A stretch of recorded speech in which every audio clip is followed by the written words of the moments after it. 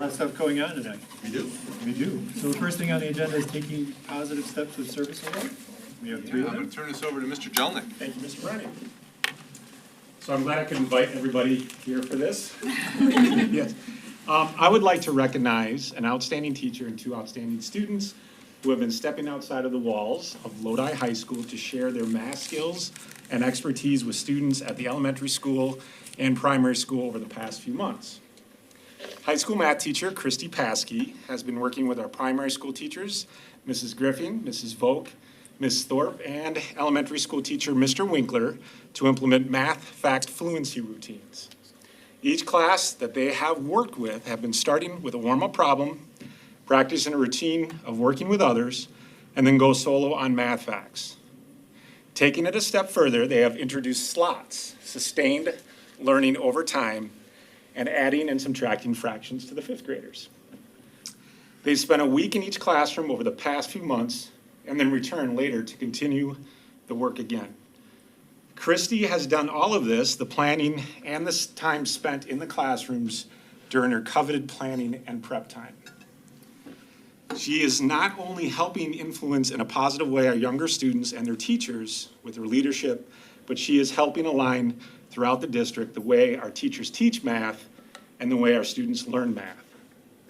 When I told Christy I wanted to recognize her for her efforts, she explained to me that the only way she would allow me to recognize her is if I acknowledge these two students as well. They are there with her every day, engaging with the students they are working with. And knowing how younger kids look up to and idolize our high school students, I'm sure their impact goes way beyond just simply affecting their ability to do math. So I would like to acknowledge Christy, Abby Volk, and Emma Cahalan for making a huge difference in the teaching and learning of math in our district. So come on.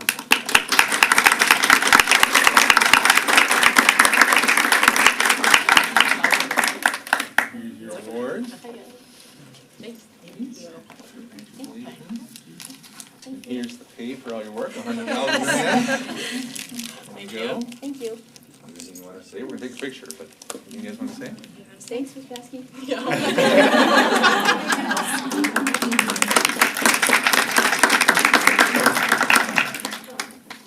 Yeah, but hold it up. There you go.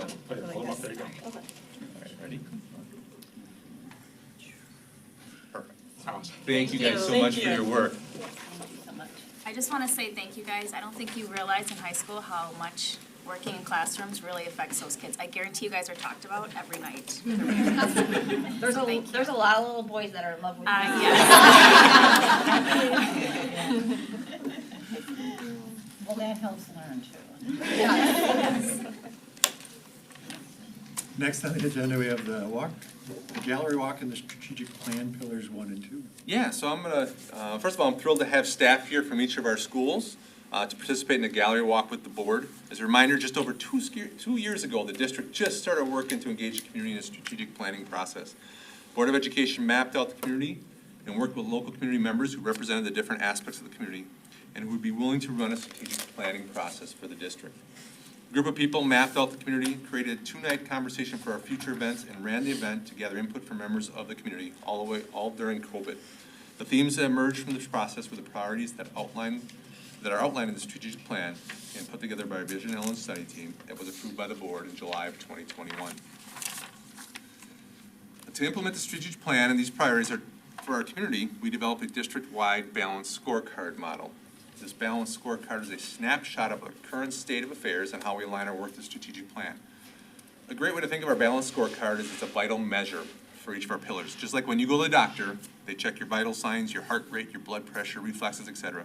The scorecard represents the vital signs we check in our district. The balanced scorecard will help us measure progress of our highest priority strategies that we use to make progress on the pillars that were given to us by our community and approved by the board.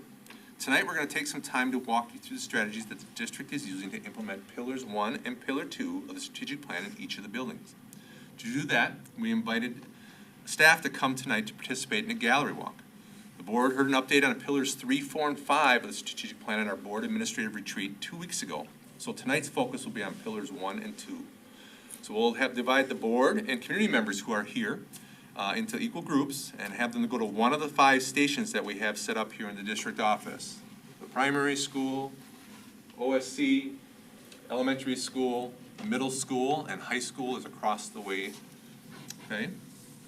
We will take 10 minutes. So once we get split up, I will set a timer for 10 minutes and each group to spend with individual schools. After 10 minutes, we're just gonna rotate clockwise. So it'll take about 15 minutes for us to complete. So I would just ask that we get up and we split up. So I'm gonna split you up.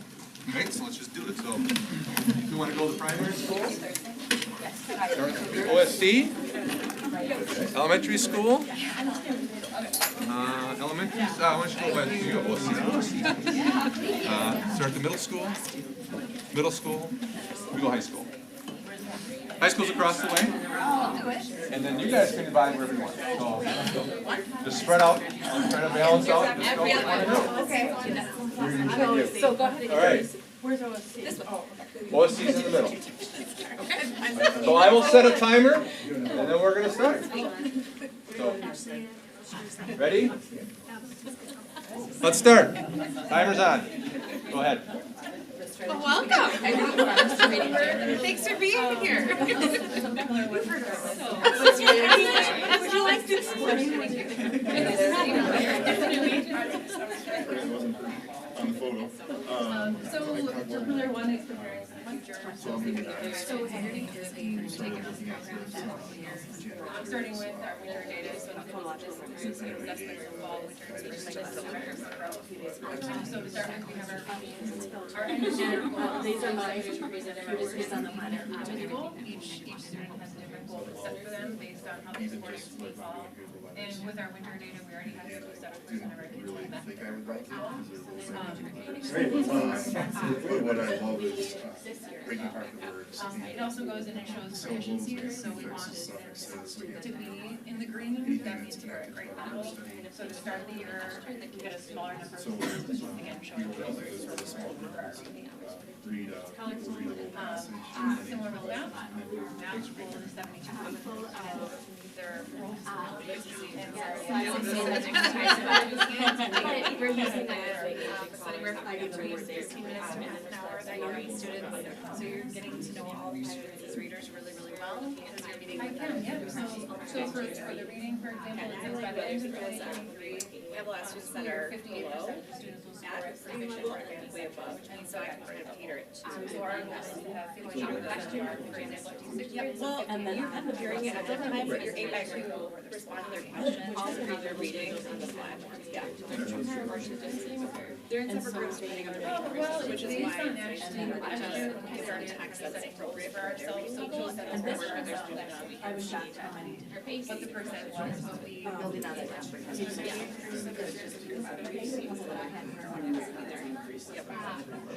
We really had to exactly. Grade level instruction. Another strategy would be that's a great picture. I'm going to have, so here shows this percentage of students, so 53% of students are. We have some growth essentially where they're supposed to be. And the yellow is also, but so this is considered with an act. We just have kind of a step program at the elementary school. So our goal is to continue watching at program. We also use it for news story program. Research-based skills, and we're also looking at from other districts that are already using it. We're also letting our teachers take a look at the material. And then the black students also there's all. So you have the teachers are just really significant more. Like I did your survey, so we're looking for that research. Every 10 years.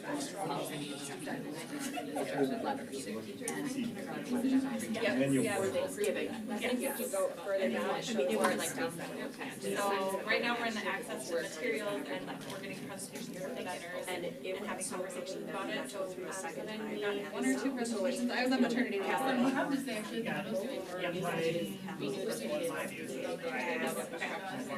And then with second and the leadership committee was going to highlight teachers in place to discuss extra work. Make sure we're getting all of our just from the training, just from that repetitive practice. I teach all this. So we're just currently analyzing. So whatever they did in kindergarten, grade, yeah, and then we also did a printable version of something similar. We're going to try to have And they all had access to that during meeting time, and then also six, to eight. I think that each grade level. So because of that, we implemented. Yes, exactly. We have across the board, it's called. So I know we use that. So based on the diagnostic, we create the grades. That just helps. I get those math together, so really try to. So they're being taught. That we have larger This summer, we spent time with the that second we grade try to make it as small as students we looking can. at highlighted all the areas of the lesson cover. At their level.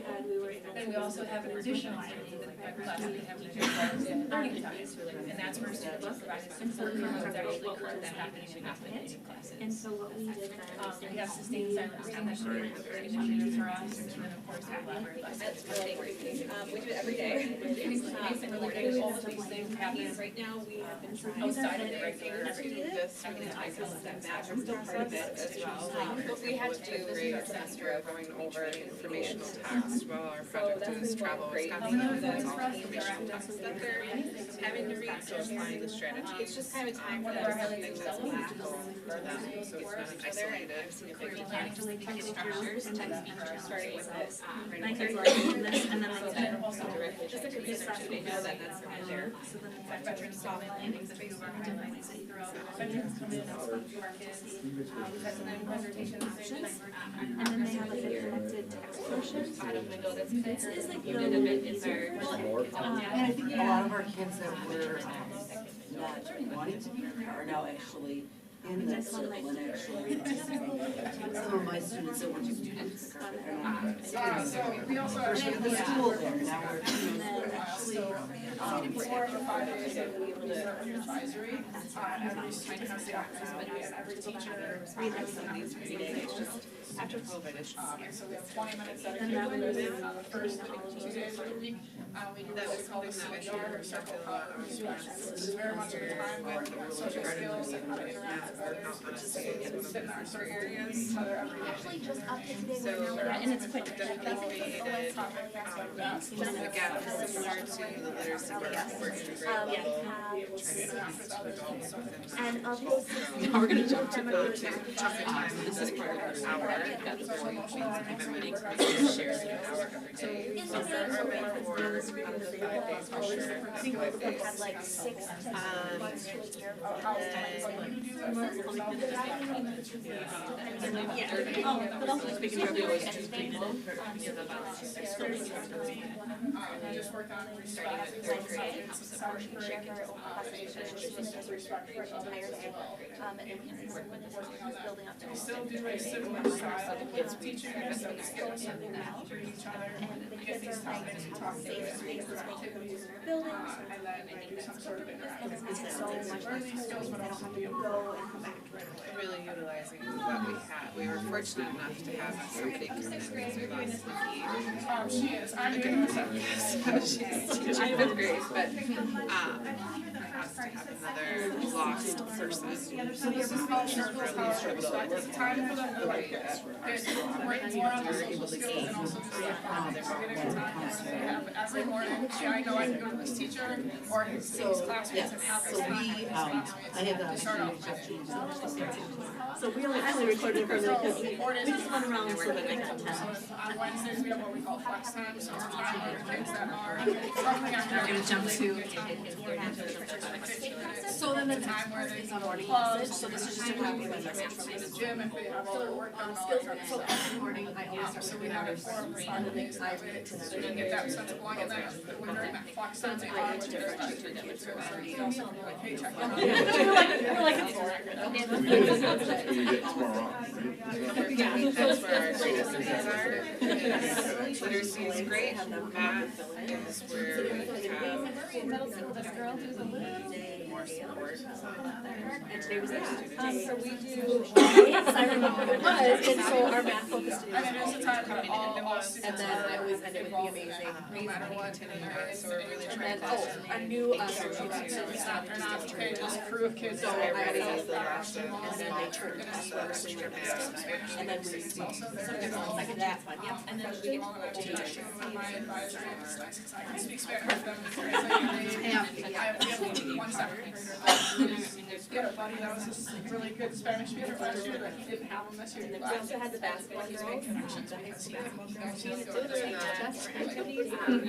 kind of created a project process over the last 5 years. Based off your basketball unit, right? Like Right. everything about basketball. Yeah, phases. Yeah.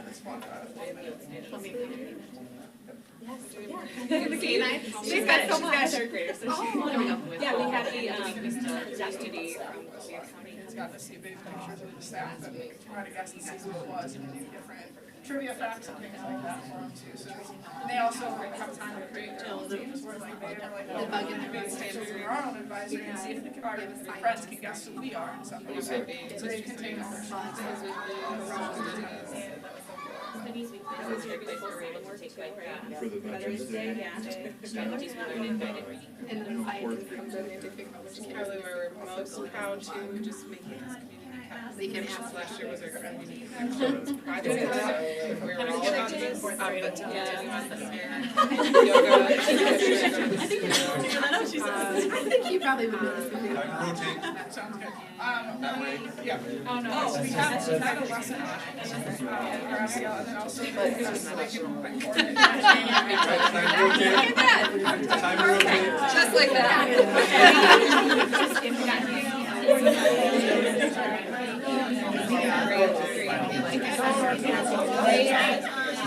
You guys ready?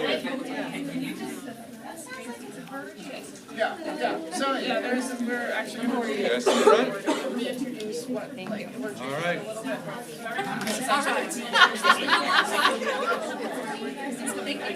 All right, we're starting. So we're gonna start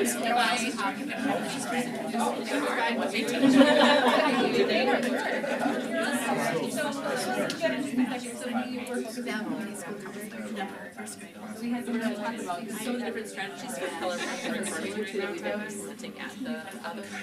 Maybe start with this. I'm just gonna wait a break. So Christy's Yeah, we're waiting for another person. You can still go if you'd like, So but. each lesson takes, we do it every single morning, and it takes like another goal is by the end of the year, languages. Why don't we go back? I kind of misspoke. So the first game they're playing is a game where they identify the beginnings of our. So like, for example, I teach 6th grade, so this is students are like at the end of 6th grade, currently in the middle of like year. They're doing so I misspoke and saying that percent of our students are. So the biggest thing our students are actually at end of year, halfway through the school year. And this one, I'm teaching out the word, I'm telling you which of them is focused on reading. Very first, and then we'll do the in-person work. We seated our goal last year, so we talked about it again this year. And the winter diagnostic is separate how we're going to diagnose their growth goals. And similar down here, our goal is where they're taking the we always, see that growth from winter growth from once a year. So and that's actually also strategy in our curriculum. Some initiatives that we have that have helped with some of this growth in our main structures. Then later on, they play games where I give them a word of each teacher. I would say take off the jump and word, and then each lesson we have groups of students who are at their actual level. And right now we're looking at student 5th grade. So this week's is Hey Diddle Diddle. And this is one of my kids which I thought was interesting. And then there's also nursery rhymes. aligned. Right, that they want. So it's a great, yep, so, but then all the students I have in my particular class are all just, and we monitor that throughout, so if a student seems like, you know what, they go into the towards this level, so we still seem to have our really good then we adjust. Yeah, so this year is, So I teach Congress, I teach second grade each lit, page has and I teach a city Congress. actions. What I wish they should have said is really, We have two that take six 6 we trace it, like, we really like the idea of school, and then they were. We're not just helping. And that's what that It's incredible, I mean, and it's. And that's all, and I should say all, it's mostly over. So much. Where they trace it the correct way, the less I feel like me, someone that teaches math, As K to one, we talk all the time, kids, if that happens, they're able to do she's it. helpful, she's super helpful, she's great. I feel like I can come in and be successful for my students. I didn't do it this way, but I make sure they do a great job with that. Like, So starting I as always a feel baby, supported with it, just like, no, the number of kids that were the teacher got A's, but So like while like our team met, so you're working with us, I think it's what's nice is I have one other person who's younger, and we also have With the finals reading, it's from Wyatt I have 40 second, 8th grade for the second grade. How is that working? So when supports them actually at their level, and we also have other courses, and they just have to be able to, and then if they are done, they're working on their learning, so they're in a class, so there's every other day. So this is at their level, this is what we kind of real time learning. We have a huge focus on Tuesday style of reading. You want me to go? You got Constantly being happy, getting to like lead right away.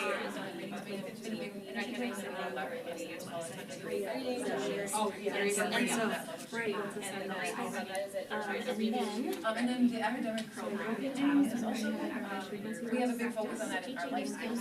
So students know And every day we do that. And my kids also great pages,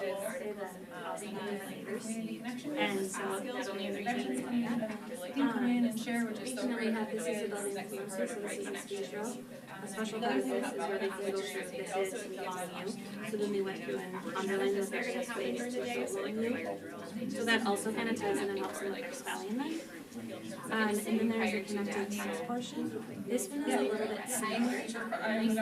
The greatest thing that teaching you guys is that. Kids love this, I'm like, yes, okay, I love it, the kids are so Very reluctant to go onto, when come near the carpeting, the school, closing features together.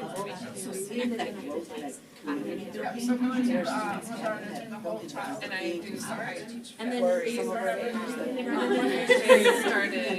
yeah, and that. we piggybacked on that right after my class. Yeah, so I think that, So it's in September, It's so natural for staff. So there's similar routines. so I mean, Topic of it, so they have some opportunities So to it's great strategy to teaching to service and then apply it. So our morning meeting, we're really trying to develop that classroom format. So of course we can have some data, something, and then so there's that progress throughout the year, getting up and One of the favorites is the CT, which is a really good one. And identifying where They also get to use games every once in a while. so it's two circles that we do. And kind of Meet their needs where they're at. and have that time for them to make little changes. Okay, we can do this. we did a lot of reflecting as well on that. That's one Instead of area standing where. up all the way to sit down and try to kind of So do musical type of stuff like that. They make me smile. We want to hear their voice, we want to see what they We also done on Thursdays and Fridays. Hours each day. Great That's the school we focus on. So Something we need for our coordinators that we. So this is, I just agreed to start learning about what it affects others. So luckily, so I know. So we're working on the English song, so I need like some highlight skills, we're working on the kids to fill it in. Every day we talk about the date, we have an English song, so we split them up like that, that's a huge. it's also a question in terms of your Sharing 6 months more. It was a process itself, so we decided as we professionals, we have and it's a strategy ratio, and then there's like resources learning. just takes off so much better. So we're able to do that with teachers who are sort of third grade and Carly's teaching classes. We're also really fortunate to play around that really ends up going to fourth grade. So we've got kids that a certified teacher is working with, while then the other half of the fourth grade is more Yes, so I have, So Carly really loves math, so she has to go for fourth and fifth grade. And I'm saying that with sarcasm, so. But it's great. Yeah. it gives me the ability to go and foreshadow. Yeah, that's where we get into the small group supervisors, some training. by grade levels. We have independent math practice, the ready, again, taking that diagnostic, and diagnostic tells us what the student is. So they have We that started to implement it a little bit at that as time. well as extra math, I even that's math. That's one of their favorites. As well as our literacy as well. So it should be, it should be 15.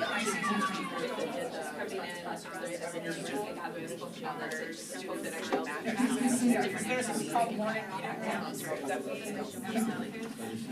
And then the other Just is getting that transition.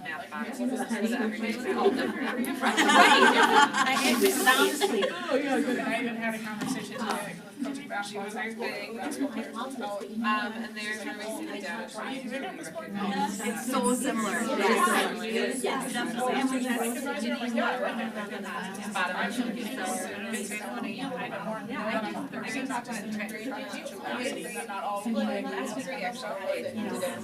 Yeah, I like it, and with that, whole of that, and then also for that. So when we first started, we thought we could do all of them together. While we were also trying to make it this project piece. I feel like it's kind of a lot better. When we had the foundational skills. Feels a little bit more like, okay, can you challenge this or something like that? It's just those, like, more like natural things that are happening. It's not necessarily. Also raise needs and everybody has access. You know, talk about the boy in my class who's really big class. And I don't know, a lot of shit that girl. You know, and it's all of those, you know, ways to communicate too. And then we get into our projects for community or what OSU is all about. Really cool thing is that the project does go through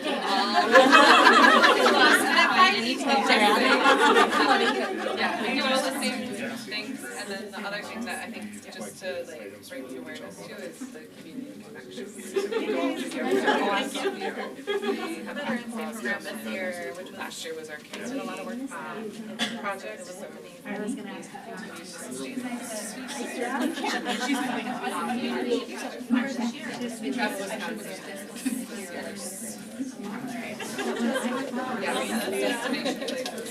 Is this the first year of Amplify?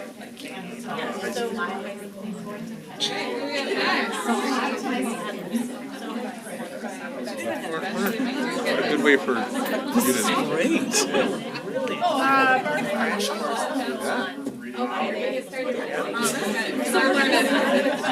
It's gonna be nice when you can have that, commonality of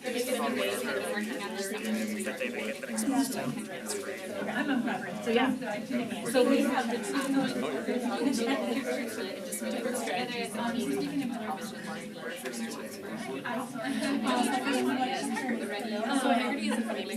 Academically reading and language building. yes. I read every day. Each lesson takes about 5 minutes. It might take longer.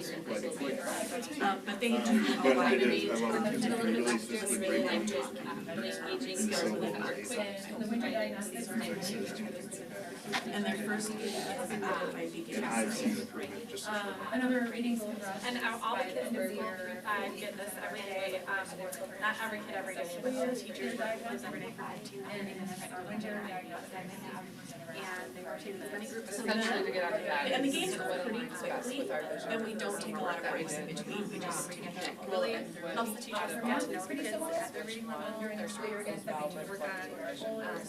So this game, I am segmenting the CBC word, and then they have to listen to those sounds and put it together. Then they'll do the inverse where I give them the word. Literacy time. That's a great Looking game. at our 2 notes here, we have a science and an evening, which in literacy. This is All of our teachers, this is a great job, So, great things that yes, we're here. answer We're that for, yes.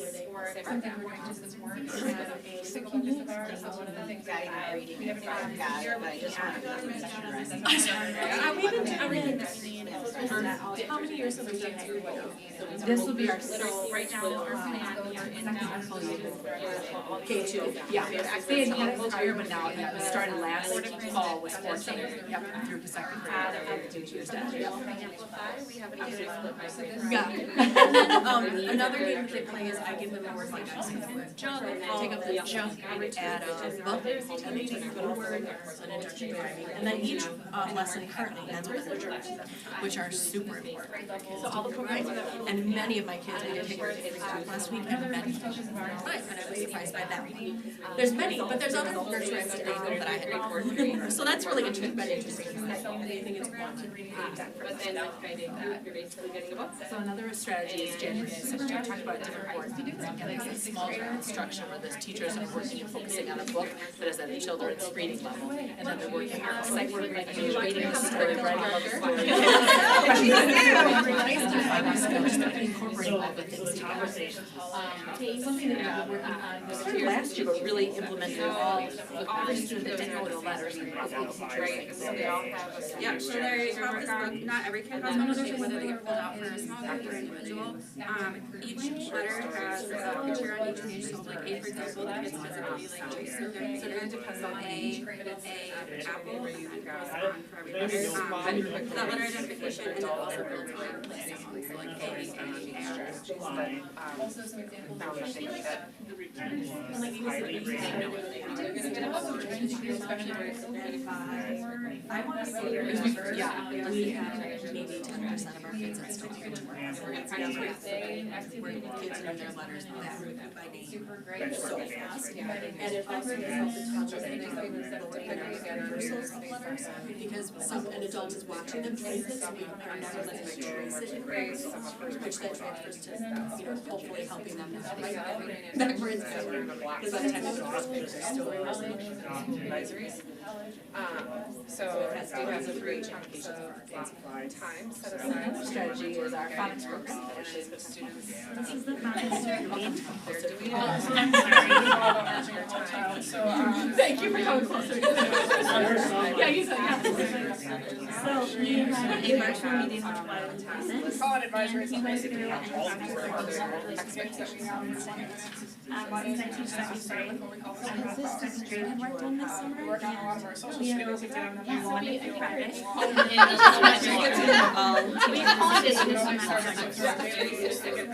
come in, they Every day he will receive one letter. So here's a really cool thing I think about. He doesn't have to be else. We read it out loud too, because Every it's in their name. It comes with like a daily Read it in that morning and feel like, hey, this is positive to start the day. And we have the national activity where What we're talking about this on week. Monday with our lesson month. And we have building practices, so the kids are practicing reading them quicker. They also get to go to buildings and learn. This last week was long games. The different ways Sets up, so this one of these, the kids are There's 2 connected text portions. So it works out really well. Like if there's a strategy, like reviewing what 10 teachers are. We'll go through, and then we have scripted questions, all building on those same like comprehension pieces to use. So it's very needed. Okay, And let's then the go. following day, we do the legend. We connect to different. This was one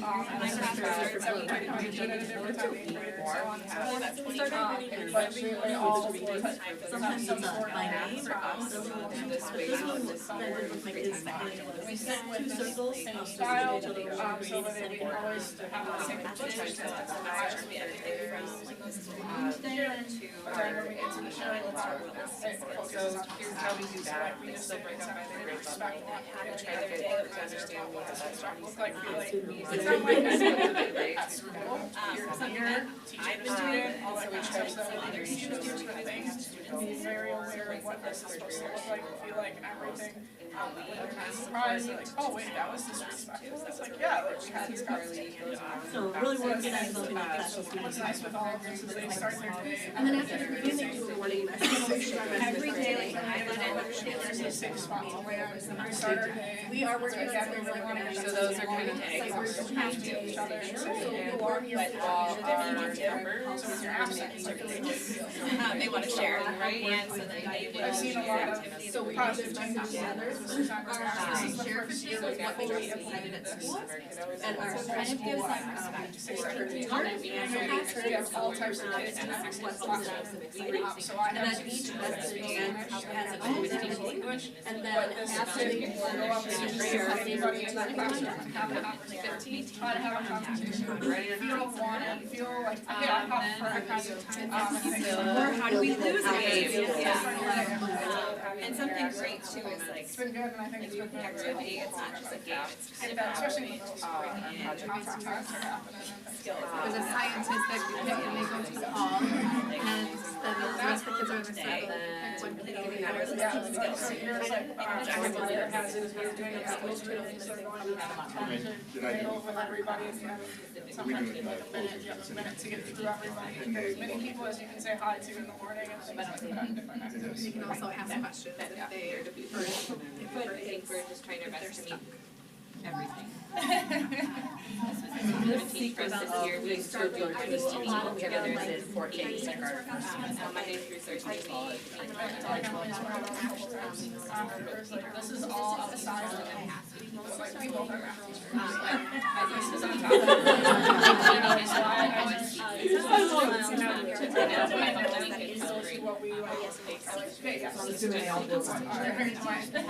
my skill set, but I also like Kindergarten, and every year you do especially for these kids, they all really are very similar. They, I would say that they all, when you go into working classrooms, very similar to this. Obviously, what they're gonna be able to do is not the sight words, but maybe beginning letters for them to second. Yeah, like how we would start at the beginning. everything else is You know, I mean, it gets very, it goes from very basic. So by the end of the year, they'll write for the other skills, too, relational, exactly, like they're practicing breaking it apart, where we are even in 4K, is breaking it apart. Very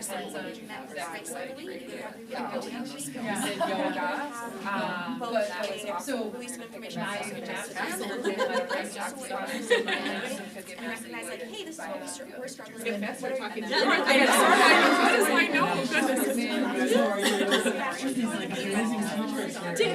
Did Andy tell you right into her?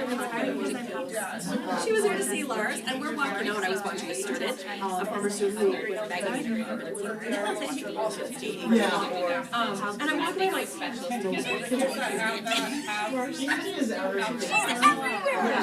I didn't watch Lars, I was like, what?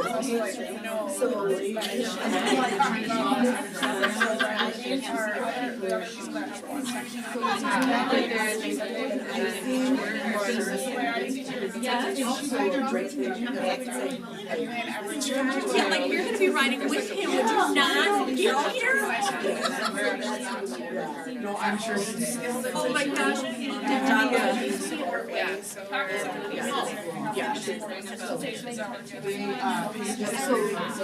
And she's engaged, and she's really that's what I was like,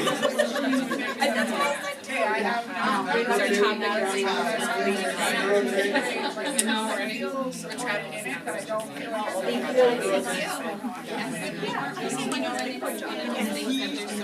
Trying to fit in for me, but really becomes independent. work and have fun. You can just leave this. Why does the first group have like tags?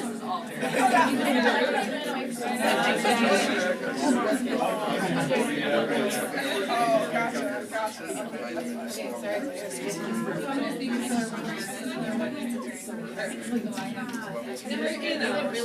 in a rhythm.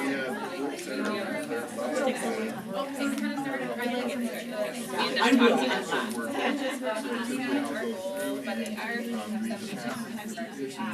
Our biggest goal is to work with students to take all of that in our brain.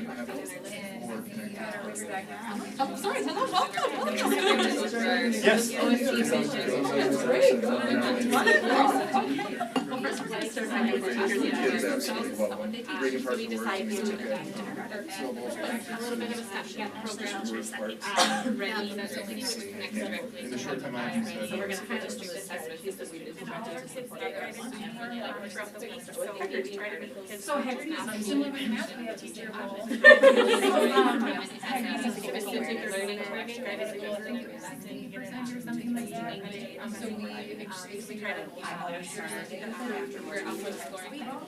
And this is just in addition to your whole class. So for math, 72% is strength. This first unit was done from last year. And then for the proficient advanced, our goal is to be This game, I'm telling them to see me 64, but I'm only telling them to stop, so if I say. So a big initiative of ours is a And then program. they'll. Kristen and she came in, we're looking at teaching up literacy, watching us teaching, so we have some things that we're doing for is, so first they start with advisory, which is building, after advisory students go to. So all of our teachers are doing great things. And it's just And just one little tidbit. every teacher needs to make words, and my students We're also always teaching 3, 4, 5. Yeah. Consistent, there's not a scope, and so we're looking This is an for example the of higher than where where that level another that kid went up the roller coaster. all these kiddos here, so we're kind of like, So right at planning the supports them at their level, but then we also have extended learning time right in now, our day. we We have access to real-time real-time learning in our building. So there's a teacher supporting grade level standards, and if we had one presentation from the vendor, we could try one this Friday, and then we have 2 more scheduled for the rest of the week. A big initiative of ours is having conversations in the side direction, and they also leading kids real first, just teaching them how in it, pick something and so all of the and then having them stand in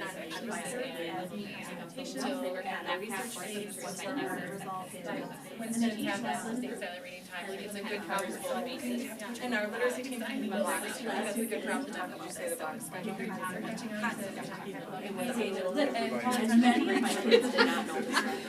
That's how we worked together for a long time.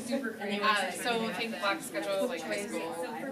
It's a chunk of time we have really dedicated to And then also focus on having an everyday math where so that kids, is something that's that where we we have have the to opportunity teach, so it's just 6th grade, and and we're we're planning they to want just the as far as as far as what's their time, drop everything and free. Yep. Or just So follow we're their not path gonna in have our grades, curricular their diagnostic.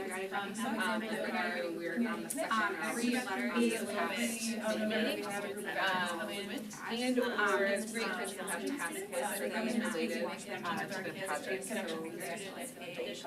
we're with a small group and the rest of the kids are. So, yeah, They and we're lucky that we're able to have more than So this is. some kids like that. Mr. Simon came in and spoke here, and we thought he did great. About, I think, 8 to 10 Something to understand what he did, and so we then take this weekend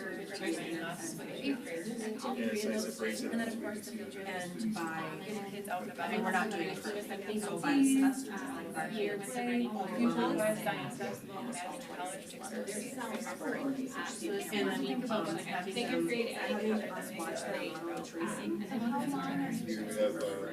So when is 30 minutes each day? ELC is 4 grades daily, which is about. Yes, that was something. Science are also 40 minutes, so we really had to. So our, But what's really nice about ready is that it connects to our projects. So that is incorporated, we try to incorporate that into our learning time. It's kind of like a What it is, it's kind of hash out all of the areas that So are if it's important that you want to have, so we're then we go to it. First, our team is about to plan for Monday. Every day you'll see that we also see this come out. And I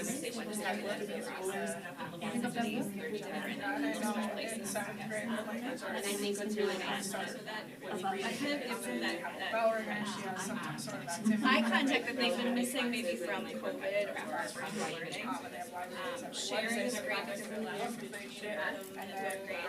and it gives them that outlet So scores or some are specifically long you. Students like, as a practicing doing this. We are project-based. They're also So I definitely suggest that I talk about so like is to actually typically it's called grade.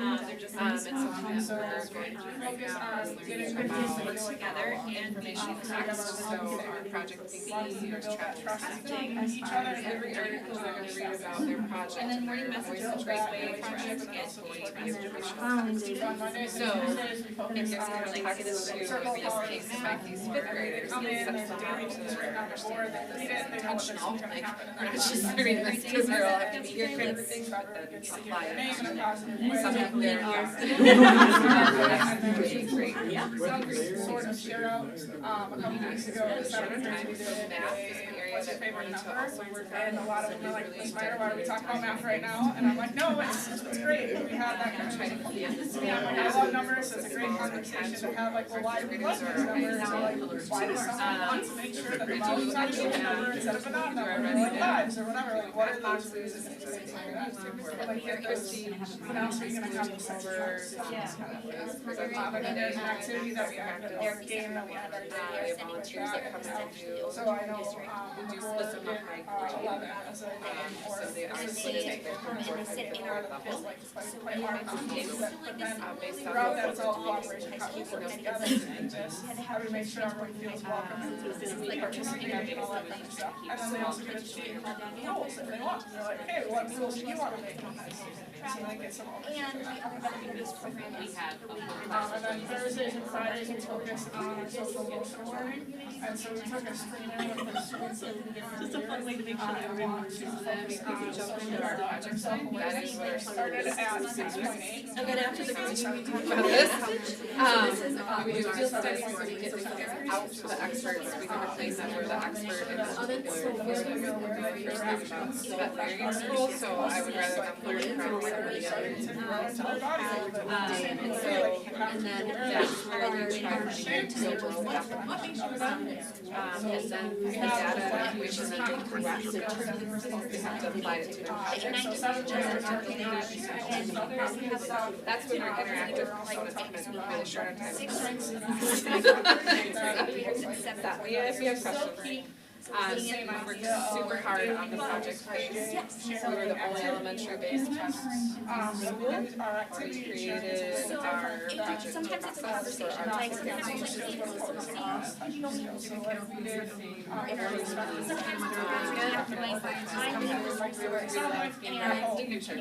but it's also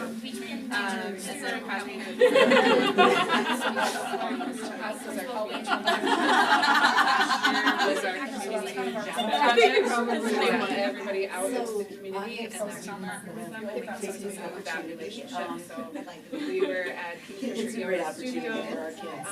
doing And mindfulness the great and thing yoga. about We that have is because people they're from hard, the right? yeah, Yeah, dogs, just yeah, so So yeah, it's so one this is what we're saying. and then Go out. This is added on to like if you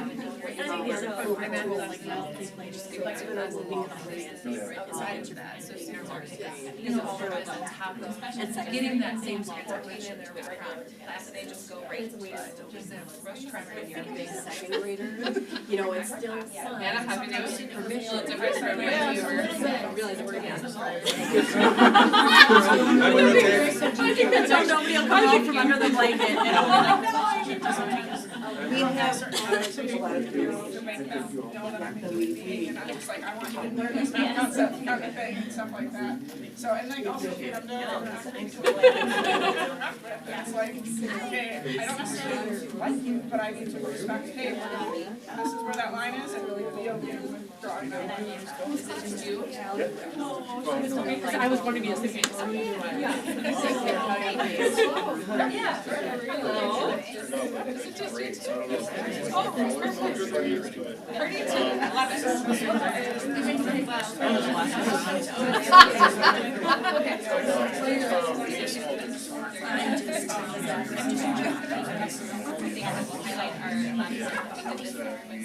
All right, you should be at your last station. So I'm looking for for our students. So, And I'm a flyer and I teach some. what I do is I, Some of these students are where I have some students in the future. So one of our focuses that we want to take care of is I forget about that. I just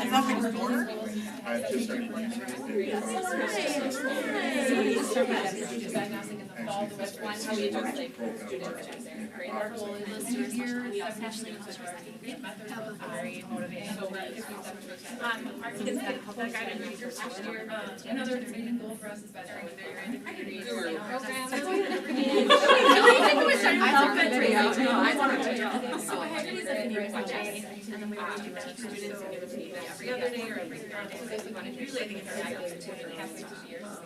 They're also already, they're still getting their full math similar. And I should say too, our goals are based off of extra semester literacy readers or teams with our goals. And then just as earlier is based to break up our teachers and students and readers to meet all these needs and desires. Hopefully, so we have a even higher. So for the math, again, 72%. And we are making a literacy switch in our order. That's our curriculum at the elementary school for grades 3 through 5. So over time, we are reducing that literacy, but we don't really have that scope for them since we don't have so many working some good gains with the academic piece. So we're looking for someone who's comprehensive with less at the hardest to support primarily reading, but also math. So we have course, they start their day every after they go to advisory, they go to class. Just normal. I mean, they do transportation and then supports kids out there. One of the vendors, we have another one this Friday. It is based off of diagnosis and kids, trends in their diagnosis. We have all the materials, so from my teacher, 6th grade teacher, so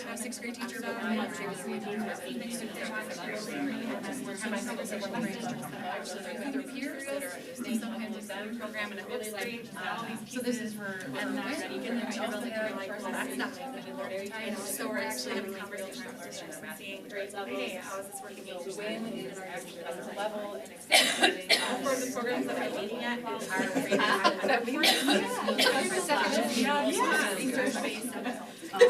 we really do. It is. We had a volunteer. Like at first, choosing something they want to be reading. We have seen a need for another one, addition, subtraction, multiplication, division, and that's where we've been supplementing other big team math, super math. Don't jump over that.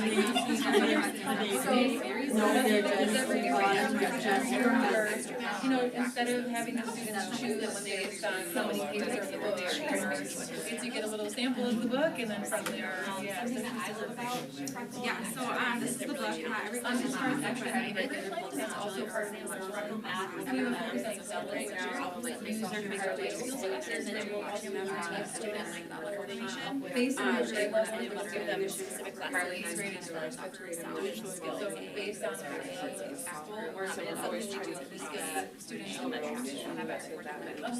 And again, our and then we're also ultimately for the future. fun for high school, like their next step is high school. There's There's a lot more with the kids. So. Zebra. Actually, no, So this is something that's on veterans community speaks to us. So they see those They also have community volunteers. Because I'm working with students doing classes, and then the other thing we noticed, this is for had to do with some. Alright, so this is one of my favorite parts of the day. We're meeting in my classroom. We are working with students in fifth grade, which that is all. So how it works, we have about 50 every day. Feels day where students know to exposing them after they've done their work. They give them time to sit. What is Madison telling you about? Reading. To kind of plan to look for what's next step. Eye contact, share something. Share it, you said fifth grade is your favorite. So, and it's great because it gives them that time if they want to chat with her but it's in an organized way. Sometimes they talk about their weekend, we'll talk about something bad that happened that they want to share. Some days, we'll do like some would you rather questions, so just maybe a summer we do an activity then, and that is not just a game, it also So we start with the daily and then writing messages just after what's going to happen today, or we had a great day yesterday. So that is great to feedback try to get as many people to say hi around the parents as we can. And then we do social sharing activities. So what's your favorite number? Math teacher, I have a favorite number and I have a reason and all this kind of stuff. 22 is my basketball number, all this kind of stuff. So then they also hear that kind of thing too. So it's not just like, oh, Miss Myers is math teacher, this is what she wants to do. It's like, oh, I had like 22, my cousin was 22, I played basketball like this. Sharing with us, and also what that not necessarily always here's my friend, but also this other person that I maybe actually we have that in common. This is a new opportunity that we have. Or did 11 as an activity, taken. Yeah, I'm sorry. And then we also got what we call arm pockets. thing. They also then made an arm hockey standing, and they're like, let's do sitting. Okay, actually, let's do it like musical chairs. Or you're out kind of thing, but then being able to handle that from different aspects. Hasn't happened yet, some of them just have. And so they get to make their own answers and stuff. So it's been really fun to see that.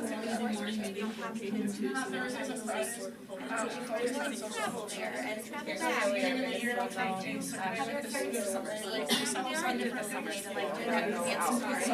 so everyone is running into those You're also getting to try to figure out who am I and what I do in practice. especially the first couple times usually like case manager or lead or something Throughout the entire so it allows them to kind of So every student gets an advisory as they're starting that last year was it, so they're not always on the same. so that's all technical. I'm gonna pass them the one of those Special ed kids are in the classroom, our yellow kids are in the So classroom. I have some kiddos that are Working on these different steps, so we just had, and it's such a great gift that we are offering our kids. and then after the grading, they go into the For some of our kids that are struggling with trauma or just or slightly different with the skills, making sure that during that sharing, we it's can been do some sort a of great thing. activity like we're working together. It's not like we expect at home. And this is just been great. What's it like? Kids came up with our parents to get together and really focus on Some sort of activity that so it's been a really great opportunity. sixth grade, I know recently did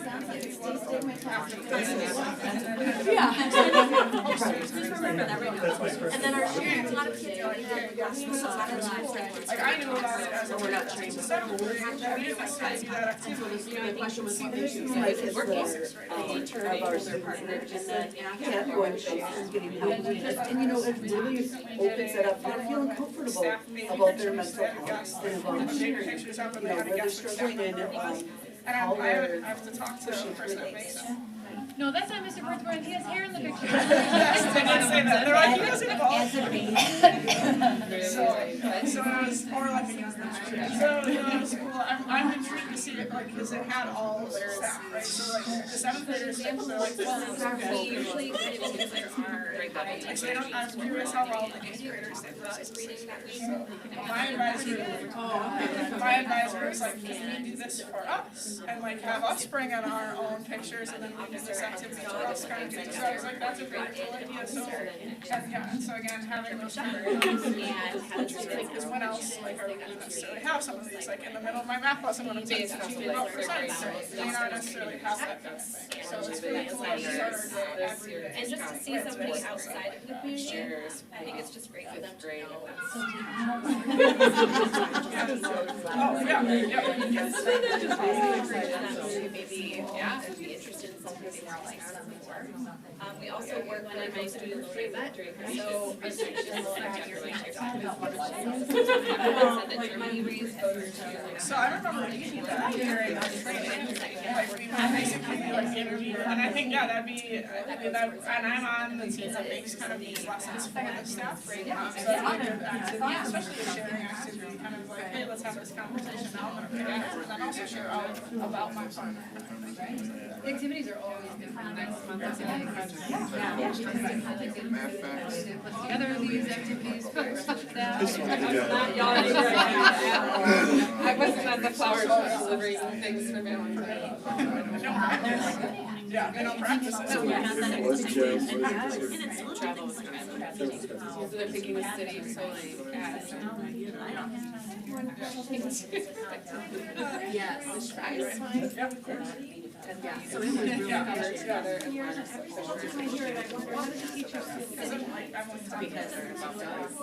this is how we started and then I actually get into what I get to college to do. College for math. So this is Today when I sat down and I stuff is that we're like sitting there. Hey, I gotta learn how to do this and find this material to give it. All right, we're done. So, input for a minute. Expect core knowledge.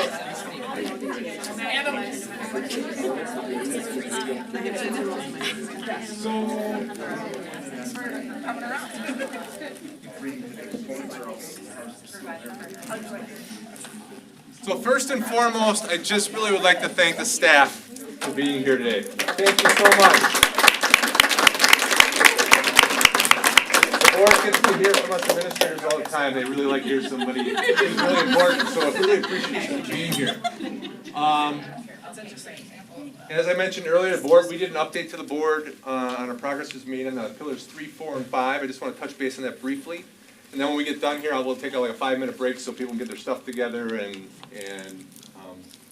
staff can go home. So we did, the board heard about the implementation of for Pillar 3, the implementation of the district's communication plan. They heard about reviewing a new compensation model. We're working on different things at the different building levels on attracting and retaining staff. Work that's being done in the 10-year maintenance plan, our green space planning, student safety, and visioning work that's being done around career and technical education. So all that information can be found on the district website, because we have, again, the balanced scorecards are there on our strategic plan. They are stop-lit. So you can look at all that information. So once again, thank you so much for being here. I really appreciate it. It was just awesome. I think I found my new skill is to be a timekeeper. I can do that. But let's take like 5 minutes so staff can gather stuff up. I guess, sorry, one more. Board members, any comments or any questions or feedback to everybody? This was wonderful. You guys are amazing. Thank you so much for everything. It makes me It's just, proud. it's great that you, like I told each one of you, it's great that you bring this to us here, because otherwise we don't get it, right? Right. We can't be in all those classrooms doing all this stuff throughout the year, and so, thank you, 100%. Thank you. It's wonderful. So again, thank you board members for taking, I know this makes our meeting a lot longer, but it's really worthwhile, because we just get to see the awesome stuff that, the important decisions you make in this room, the impact it has on a daily basis. So thank you so much. So let's take 5 minutes, so staff members can grab their stuff and just go home. Sorry.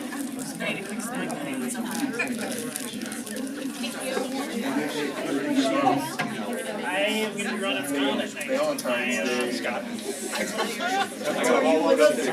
on here.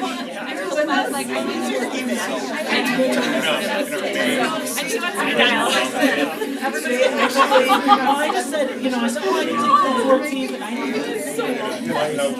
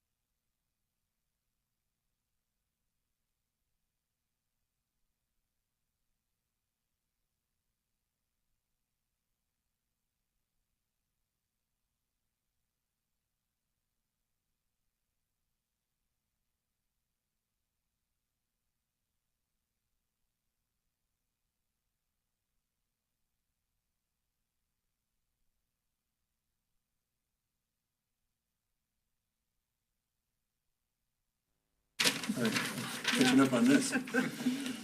Where are we? Public input. Purpose of the public input agenda item is for citizens and staff of the school district of Lodi to provide comments on any agenda item or to publicly address Board of Education on items that pertain to school business. Portion of the meeting during which the comment of the public is invited shall be limited to 10 people unless extended by a vote of the board prior to the beginning of the public input portion of the meeting. The amount of time allotted to each speaker will generally not exceed 3 minutes. If a speaker has questions for the board, they will be duly noted and responses will be provided in an appropriate manner. But the board cannot respond to individual questions or individual comments as part of the public input agenda item. As an additional reminder, the board cannot take action on any item that is brought forth during the public input session or on any item that was not posted on the meeting agenda. If you are providing comments, we would merely ask that you please come up to this table and state your name and the municipality of your residence. And we have one person. That's Karen. Timing, sorry. Sorry, I look like this and I don't have any prepared comments. It's been a very long day. I can do it. Oh, you got it? Good. Oh, no, I have 30 minutes, right? Normally I get my, comments prepared so I know how much time I have, but if I go over, you'll tell me. I just wanted to talk about, I've noticed on the agenda what were the exchange programs, and I wanted to just bring a little background to that and an opinion on that, which is that my strong belief in the value of travel. I grew up in Alaska. I have roots in Wisconsin, but my parents raised me in Alaska, and I think part of the cultural ethos there is that we're stuck way out of the way, so we have to go a lot of places all the time. So a lot of people in Alaska travel. It's just kind of the way of life there. So I grew up not really traveling anywhere except back to Wisconsin to visit family. And as soon as I went to college, I started traveling internationally. I went on a work exchange program to England and spent the summer traveling around England and France with barely enough money to get my way back to the airport at the end of the summer. I literally handed the cab driver a handful of change and said, "Is this okay?" And he said, "No, but that's, yeah." No, but yes. So that was without cell phones. My parents had no idea where I was all summer at age 19. And it was an amazing experience. I think that these things are good for kids in so many ways. It teaches you about different cultures, of course, but also it teaches you that there are different ways of seeing the world. When you go to England, you learn about English people. When you go to France, you learn about French people. But beyond that, you learn that the world isn't as small as your little world was. And I think that is maybe the biggest benefit. Also, you learn that you can get by. You can navigate a different environment. You can figure things out. You can handle challenges that you haven't seen in the past. So I think these are incredible educational opportunities for our kids. Anyway, after Alaska, I moved to Texas. Definitely did want to leave Texas as often as possible. So continued, also it's an international travel hub. So I continued international travel in Texas. It's part of my husband's job too, to travel a lot. So I went a lot of interesting places that I wouldn't necessarily have chosen to go with him. Dubai, Venezuela, different places where oil and gas are produced. Anyway, my kids started traveling literally almost as soon as they were born. Liam was on a plane for Alaska when he was 8 weeks old. Lawrence was on the beach in the Bahamas when he was 5 months old. They've been traveling internationally. They've been to Thailand when they were little. They've been to Costa Rica multiple times, Alaska many times. That doesn't really count for international, although it feels like it when you're flying there. I know I'm running into my 3 minutes. I wanted to say that now that I'm in Lodi, my travel has slowed down a little. Maybe it's because I just love it here and I don't feel as urgently that I need to get out as I did in my 2 previous homes.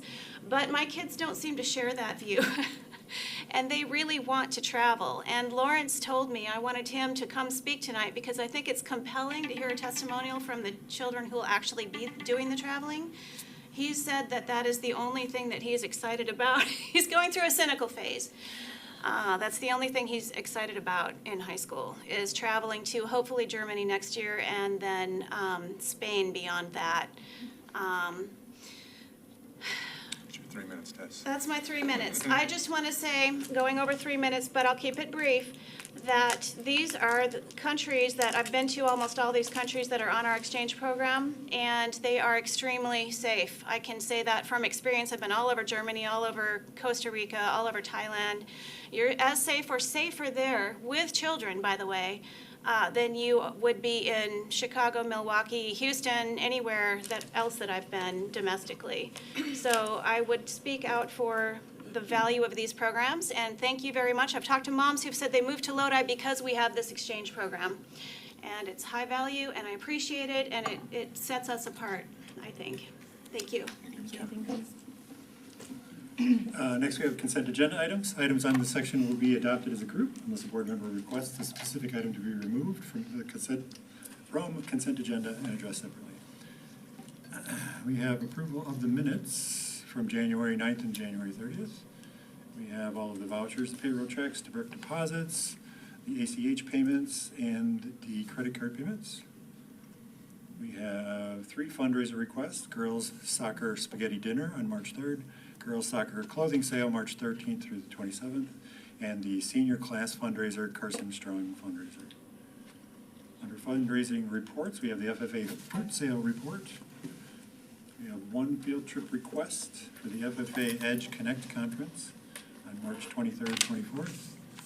Committee recommendations for approval, we have under Facility and Finance Chromebooks for the 2023-2024 school year. And under Curriculum, we have the Education for Employment Plan.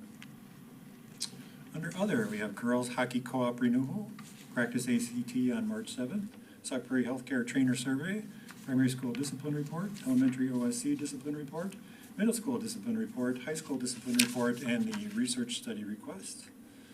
Under Resignations and Retirement, in the primary elementary OSC school, we have the music teacher, and in 4th grade, we have a 4th grade teacher. Under Resignations, we have middle school assistant cross-country coach, high school assistant softball coach, payroll specialist, and elementary OSC social worker.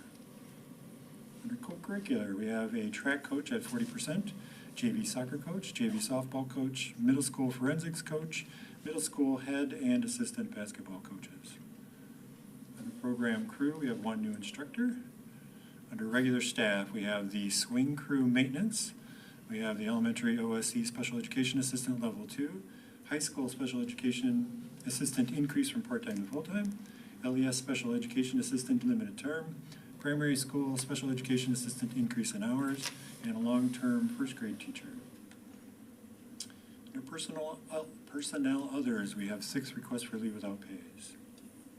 I make a motion to approve the consent agenda as presented with the approval of the addition of long-term 1st grade teacher substitute Heather Rollins Davis. And I'll second that. Motion by Angie, second by Terry. Any further discussion? All in favor say aye. Aye. Anyone opposed? Passes 7-0. Next, we have administrative reports. Lodi Primary School. We are starting we've already begun our 2nd semester. We sent home our report cards February 3rd. So it's a great chance for us to share with families and things that kids are doing really well and then kind of the areas for next steps. We also had our 4K roundup Friday, January 27th. It was wonderful to get to meet our upcoming students who joined us at the primary school. We had about 60 families join us there. So as far as numbers, it's a little bit lower, but we just kind of like last year, had that many people or so at the roundup and then more kids enrolled. So at the 4K roundup, it's really about, introducing what 4K looks like, school, just what a typical day is. Pollyanna comes from Copason. Jean usually does the health information. She was not able to join us that day. And then just talk a little about summer school opportunities for the kids. Pillar 1 shared just some different data as far as our goals towards the scorecard. So just a lot of celebrations there from the primary school. And then the Pillar 2, Nurturing the Whole Child, we had a Good Friend Challenge the month of February. And we did this last year as well, just trying different things to encourage kids to reach out to other kids, make good friendships, and just try to be a good person. So those are just a couple of the different things that Mrs. Bilkey had helped put together for our students. Okay, thank you. Students, school board representative. So in this past month in January, high school students took their finals, and that marked the end of our 1st semester and the beginning of a lot of new classes for a lot of people. And also the high school mock trial team traveled to Dodge County Courthouse for the regional tournament on February 4th. The JV team took 4th out of 10 teams, and the varsity team took 2nd, meaning that they will go to state, which will be held on March 2nd, 3rd, and 3rd, 4th, and 5th. As for high school wrestling, their team won the 30th conference championship in a row. Regionals were this past Saturday, where the team placed 2nd. Team sectionals will be tomorrow night starting at 6. Juniors Mason Lane and Henry Keppen were regional champions, along with senior Zane Licht, who also broke Ryan Kurtz's 30-year-old record for 265 single-season takedowns on Saturday, January 28th at the Terry Conklin Duels. With that, winter sports are also coming to an end, with spring sports starting up. Okay, thank you. Elementary OSC. Mr. Shinneman's not here tonight. That's right. Middle School. All right, good evening, board. So first thing I want to do, I'd just like to start with the students of the month to recognize them for their perseverance. You know, that's really what we're all about, and sometimes we just need to stop and recognize them. So we just recognize them for perseverance, as persistence in working towards a goal, and is usually noticeable when things are challenging. Having perseverance is a lifelong skill that will help students achieve long-term goals in their education and in life. Flipping over, we had Doug Giesland has left the middle school. He retired, so we happen to have an all-school assembly his last day, so it was an awesome way to send him off with a standing ovation from our students. And on top of that, then we welcome Pat Miller, who takes over for him as well. As I said, that we had an assembly. We had a students versus staff volleyball games by different grade levels: 6th grade versus staff, 7th grade versus staff, and 8th grade versus staff, and just a great time. I just want to thank our student celebration team for organizing those festivities. The kids just love these types of things, so that's been really great to be able to do again. Speaking of things that are great to do again, we had around 140 schoolers attend our middle school dance in January, and it was a packed dance floor. It was not like middle school dances in the movies with people around the edges. It was 120 people on the dance floor and maybe 20 people along the edge with me pointing them to get in the middle. And then I also want to highlight, I got a letter from the DJ just highlighting how impressed he was from our kids, or just based on their behavior and how they treated each other. I'll just read one paragraph. It said, "What impressed me most about Lodi Middle School were the students. Your students are so polite and well behaved. In my opinion, your students are a reflection of the parents and teachers' hard work. Keep up the good job." And I would totally agree with that. When you come to the middle school next time, there is a mural on our band wall. There used to be a big trumpet there, but we had a mural painted there, and you can see a picture of it right there. And it's hard to really show how large it is. It's 42 feet long and 10 feet high, and it really is just a really welcoming environment for the kids. So this was painted by Abby Wilson from Wanakee, and she actually did it like during the school day. So the kids were able to watch, and, they're in the cafeteria, she's painting. I did attach a video, time-lapse video. I don't know if you had a chance to watch that, but it's a pretty cool process to watch her paint it. And as you watch it, wait until she paints the duck, because it is unbelievable. When she's going through that process, because you think it looks like a duck, and then she goes through and she just keeps adding detail, and it's like, wow, that's blows my mind. Let me see. And then the last thing I'll say for the middle school is we had our spelling bee. Congratulations to Atticus Hill and Aiden Trepanier, who represented us at the regional spelling bee in Portage. And Aiden made it to the 3rd round, and Atticus made it to the 2nd round. So congratulations to them. And that's all for the middle school. Thank you.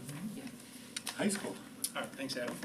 First of all, I wanted to mention a technical education grant that was awarded to Jamie Licht and the technical education department. It was worth almost $2,000 of new equipment for LHS students. So they received a Grizzly industrial spindle sander and 2 Milwaukee M18 fuel cordless drills.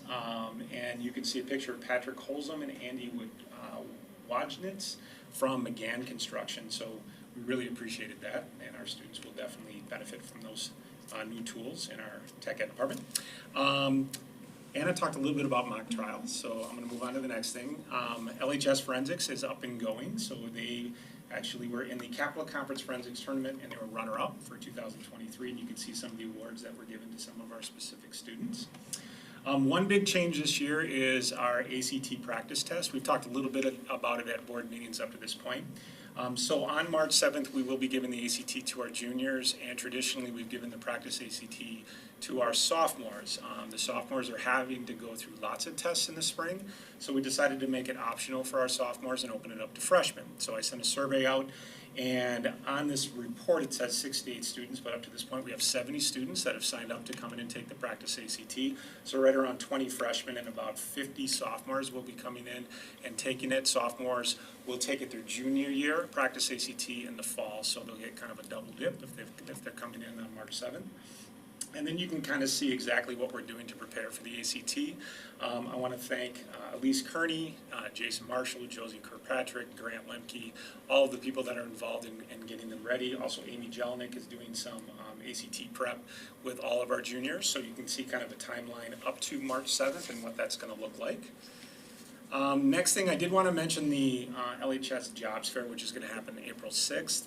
The Chamber of Commerce actually put it in their newsletter, and I've gotten a few responses from businesses that would like to participate in that. So if anybody knows any other businesses that are looking for employees for the summer and beyond, make sure they reach out to me, and my email address is there. A couple of things happen in the classroom. So I have greenhouse management with Mr. Anderson. You can see some of the things that they're doing there. Fabrication lab, which again has been up and running for a while. Even at the Super Bowl breakfast for the Optimists, they were raffling off some of the things that they made. So Tyler Potter was part of that, and Renee Potter, so I appreciate them. Physical education, the curling club. We have a great partnership with the curling club. Our 9th grade physical education classes have been going. I got an opportunity to observe Mr. Persick as he was teaching there, and he was getting some help from some of the experts in Lodi teach curling to our kids. It is really fun to watch our 9th graders try to curl, and we get a real, true appreciation of how difficult it is. They think it's easy because they watch the Olympics. It's not that easy. So it's great that the curling club gives us an opportunity to use it. Chemistry, a former teacher, Mr. Schnell, who was a teacher at our school for many years, he came in and worked with one of our teachers in baking, and Mr. Schnell actually owns Windsor Breads, so he was able to come in and work with our students. And then there's something that's going on that's really great that I didn't know a lot about, just learned about, and that is an AP tutoring center. So sophomore AP World History students were the first to receive tutoring assistance from juniors at our AP Tutoring Center. So Mr. Fossbender, who is actually here today, Mr. Fossbender and Ms. Kearney are setting that up, and they have a 5-year plan to have all of our students in all of our AP classes get tutoring from former students. So I think that is pretty amazing. Joe, sorry to interrupt. Yeah, go ahead. General section as well. General section as well. AP and general, so all students, like all across the board, all students, not just AP. Perfect, thanks JP. Wanted to mention the Wisconsin All-State Band. There were 3 students, Andy Smith, Rachel Winters, and Kate Meyer, who participated and did an amazing job. If you know these students at all, they're very talented in lots of different things. And then we have a few student athlete college signings. So we've been having more and more requests for student athletes to be able to do this at our school. And Sue Mefford, our AD, organizes those. So Keegan Fleischman will be playing baseball at the University of Wisconsin-La Crosse, and Mackenzie Christopherson will be playing softball at Marion College next year. And then Youth Art Month show, there were 5 students that were able to participate in the 2023 Youth Art Month show. And you can see them there, Kenny, Vivian, Summer, Jester, and Charlotte. And then finally, a couple more things actually. Patchwork Enterprise took place again this year, so they sold lots of things related to Valentine's Day just recently. We talked a little bit, or we heard a little bit about our exchange programs, and the Thailand Exchange study tour is going to be happening March 4th to March 21st. Made mention in there are thanking some of the families that are going to host, which is difficult to find the number of families that you need, and some of the families that are going to host some of the adults. So I wanted to make mention of that. And then Anna did talk a little bit about the Terry Conklin Duels, which is the new name. If you know anything about Terry Conklin, he was a great fan. He was probably one of the best fans I've ever met as far as Lodi sports are concerned. And there was a handcrafted commemorative sign that was made by Jamie Licht, and that was handed to the winner, and Lodi won, so they got this beautiful sign. You can kind of see it. It's not the greatest picture, but it was great that they could honor Terry in this way. And that is the high school. Thank you. Curriculum.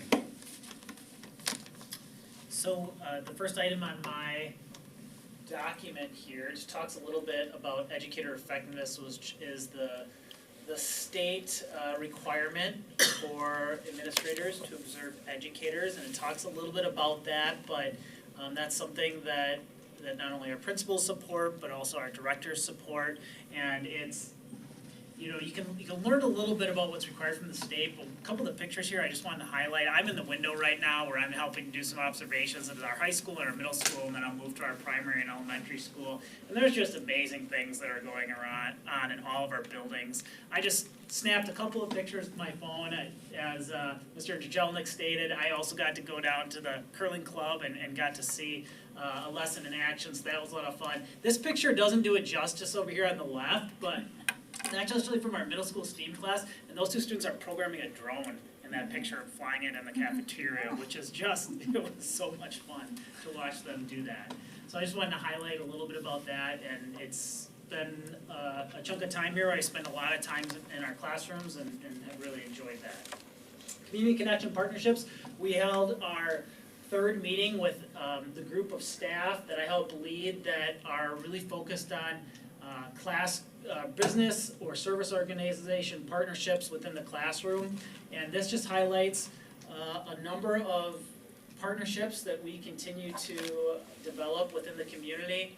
I had a stop over at Ace Hardware store quickly before I came to this meeting, and as I'm walking in, right there on the front is their Community Connection thank you poster as their partner with our transition program. So this has been wonderful. We have so many partnerships going on throughout the district.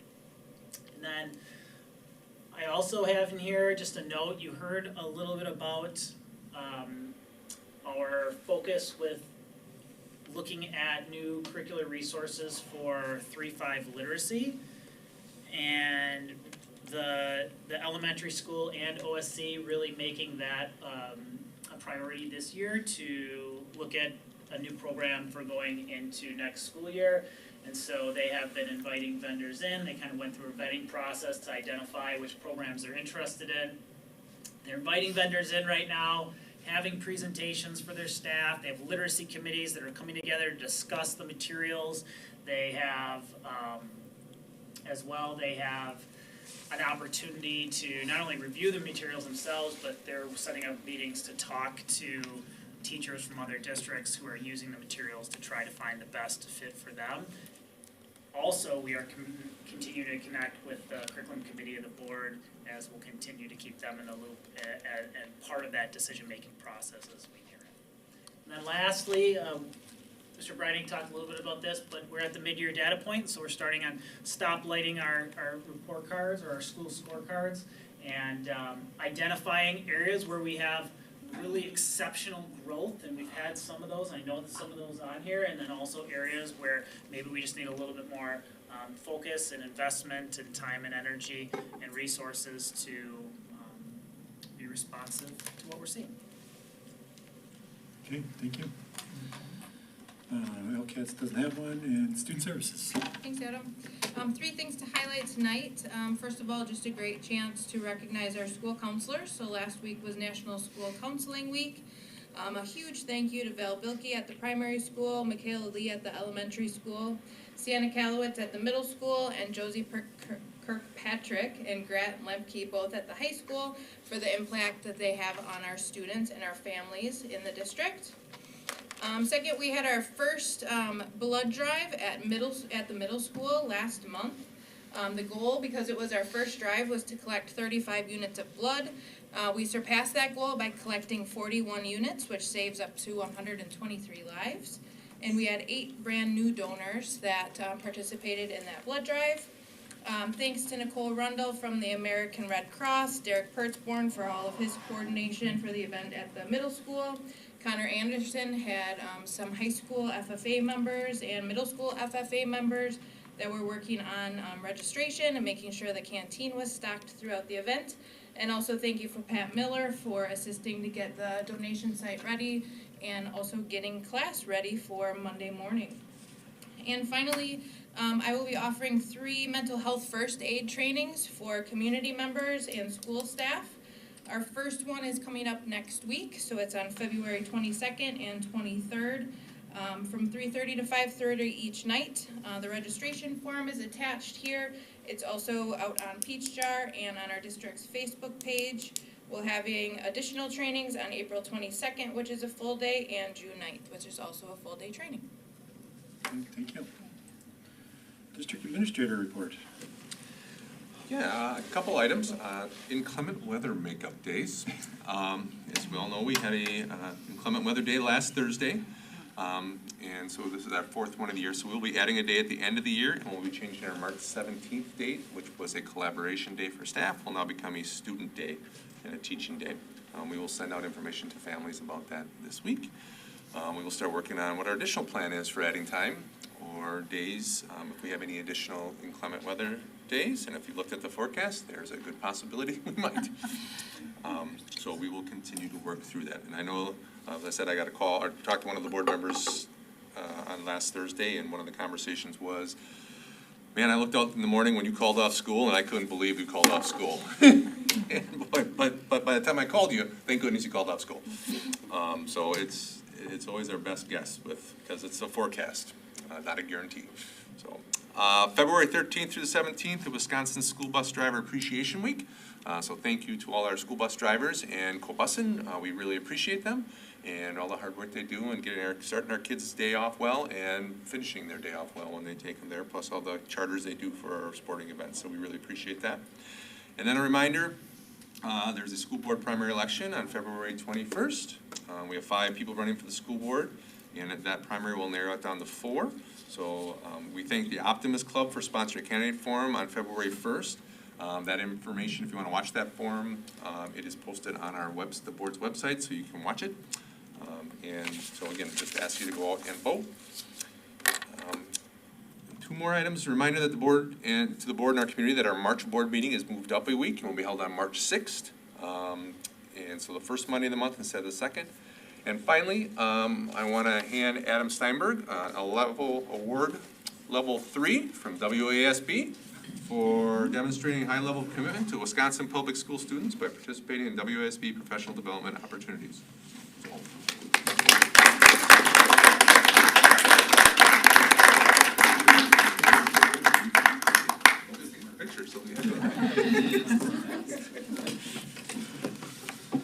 That is all. Thank you.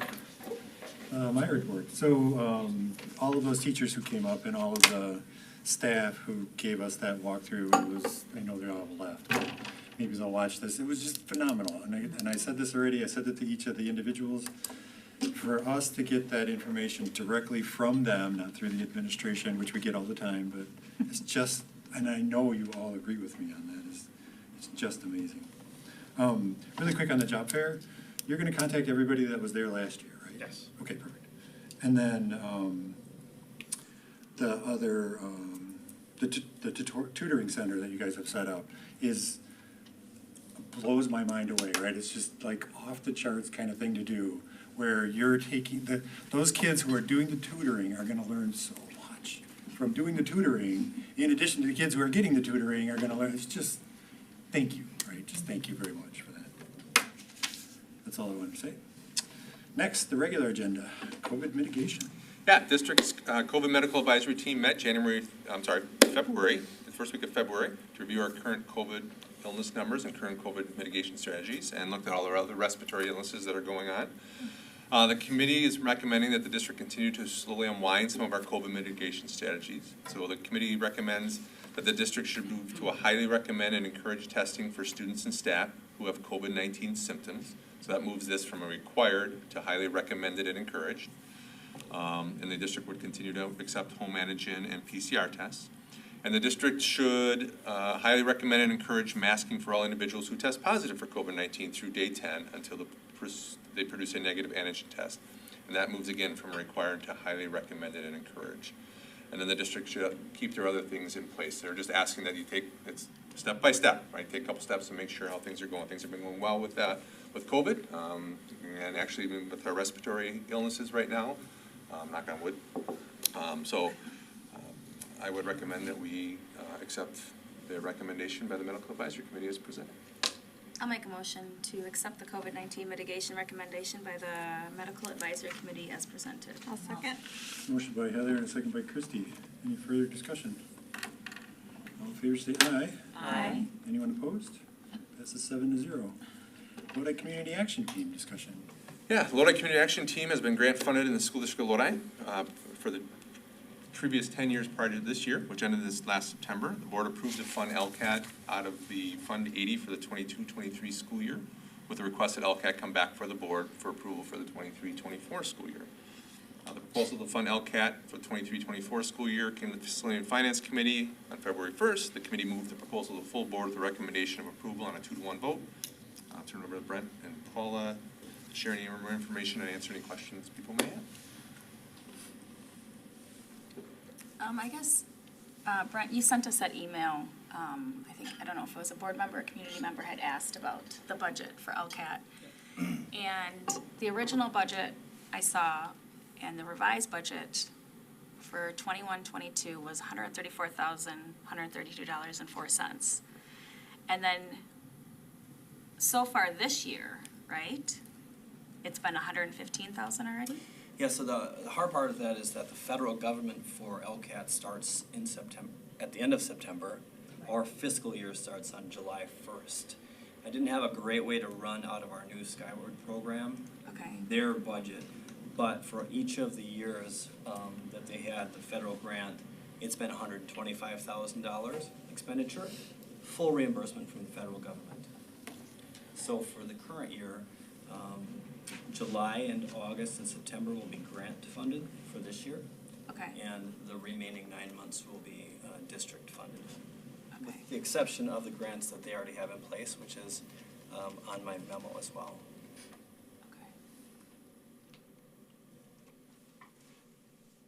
So I remember, I feel like this was not that long ago that we talked about this. It was in July. Was it really? Okay. One of the things for me that I was really hoping when you came back was that you, there was that stipulation that you would go out to the communities and ask them, because I know that there's additional funding, like ARPA funding and different stuff through the municipalities. Was that accomplished? Was that done? How was that done? What we did in January is there were 5 of the municipalities that we sent letters to. And in the letter, we asked them, first of all, to have us come to one of their town board meetings so that we could explain a little bit more. We visited them, but not in many years, COVID and all the things. And so we wanted to come back, talk about YRBS, talk about what LCAT does. And also, in that letter, we did say to them, we would also like to ask for funding to help support LCAT moving forward, because not only do we work within the city of Lodi, but we affect all the municipalities. And so we did ask that in that letter that we sent out. That was just sent out. Well, not just sent out, it was sent out in January. We've heard from the city that they would like a YRBS presentation, and that is the only one at this point that we have heard from. You sent that out January 2023? Yes, yes, and so that was late, I will say. We sent those out late. I recognize it wouldn't have been part of their budget this year, that we couldn't put that together by their budget time at any rate. So we will be revisiting that. If we haven't heard from them, we're certainly going to contact them again and maybe try to do a more personal visit to all of the town boards.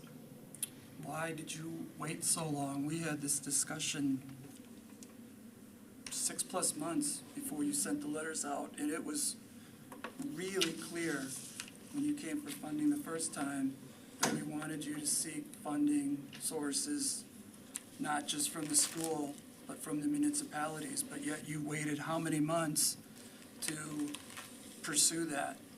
Why? I guess I'll just say that we have part-time staff, and I'm not saying it wasn't important, because it was, but we also are running programs in the school district, in the community, and those, in my mind, some of that had to come first. We had to get some of those programs done. We also did manage in that time to talk to the mayor, and she had said that we could, come and do a presentation for them. And so, yes, you are right, it was later than we said it would be. It's not something that we could. Well, I'm unclear when you say part-time staff, because on information I get, it says 1.0 FTE. Mm-hmm. And as if you look through the information that we sent out for you, so we have Brian Bilsey, who is full-time, and then I am at 0.57. So we have a person and a half, and that is supporting 2 coalitions. So we have Lodi Community Action Team, and we have Prevention and Response Columbia County. And Brian is paid in part, if you looked at the breakdown that Brent did, Brian is supported in part by tobacco grants and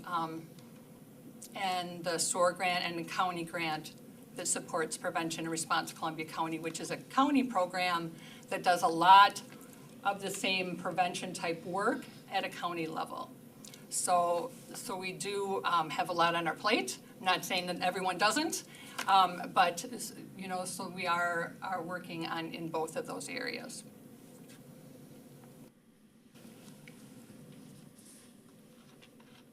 Well, at the committee level, I was opposed to funding LCAT for the upcoming year, not because I don't believe in the work that you do, but because I believe that it's a significant cost to the district for what I see as the return that the district is getting.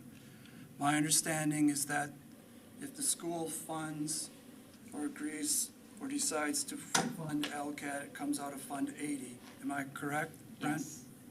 And I sent a clarification question to you, asking you, are we required to levy a certain amount into Fund 80? And my understanding from you was, no, we are not.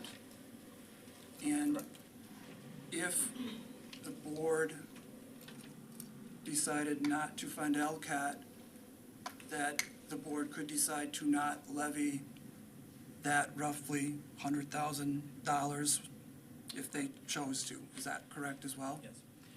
And I've also asked you about what are some other options or what might qualify for Fund 80 funding that would be other options that maybe some on the board or the board would feel would benefit the school more. I asked about, is it possible for funding for a safety resource officer? And to your point, Christy, when you were a few months back, very interested in kind of a liaison or communication director. If that was something that if decided not to fund LCAT, could those funds be diverted to fund something like that, which maybe we feel would benefit more of the community as a whole. And I was kind of talking to you in the hallway, and I wasn't sure as to the answer as to if you thought that what Christy was interested in at some point, and myself as well, but we weren't sure where funding could come from. Would that be an option?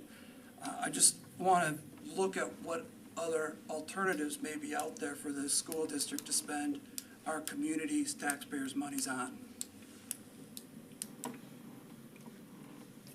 I see you looking at me.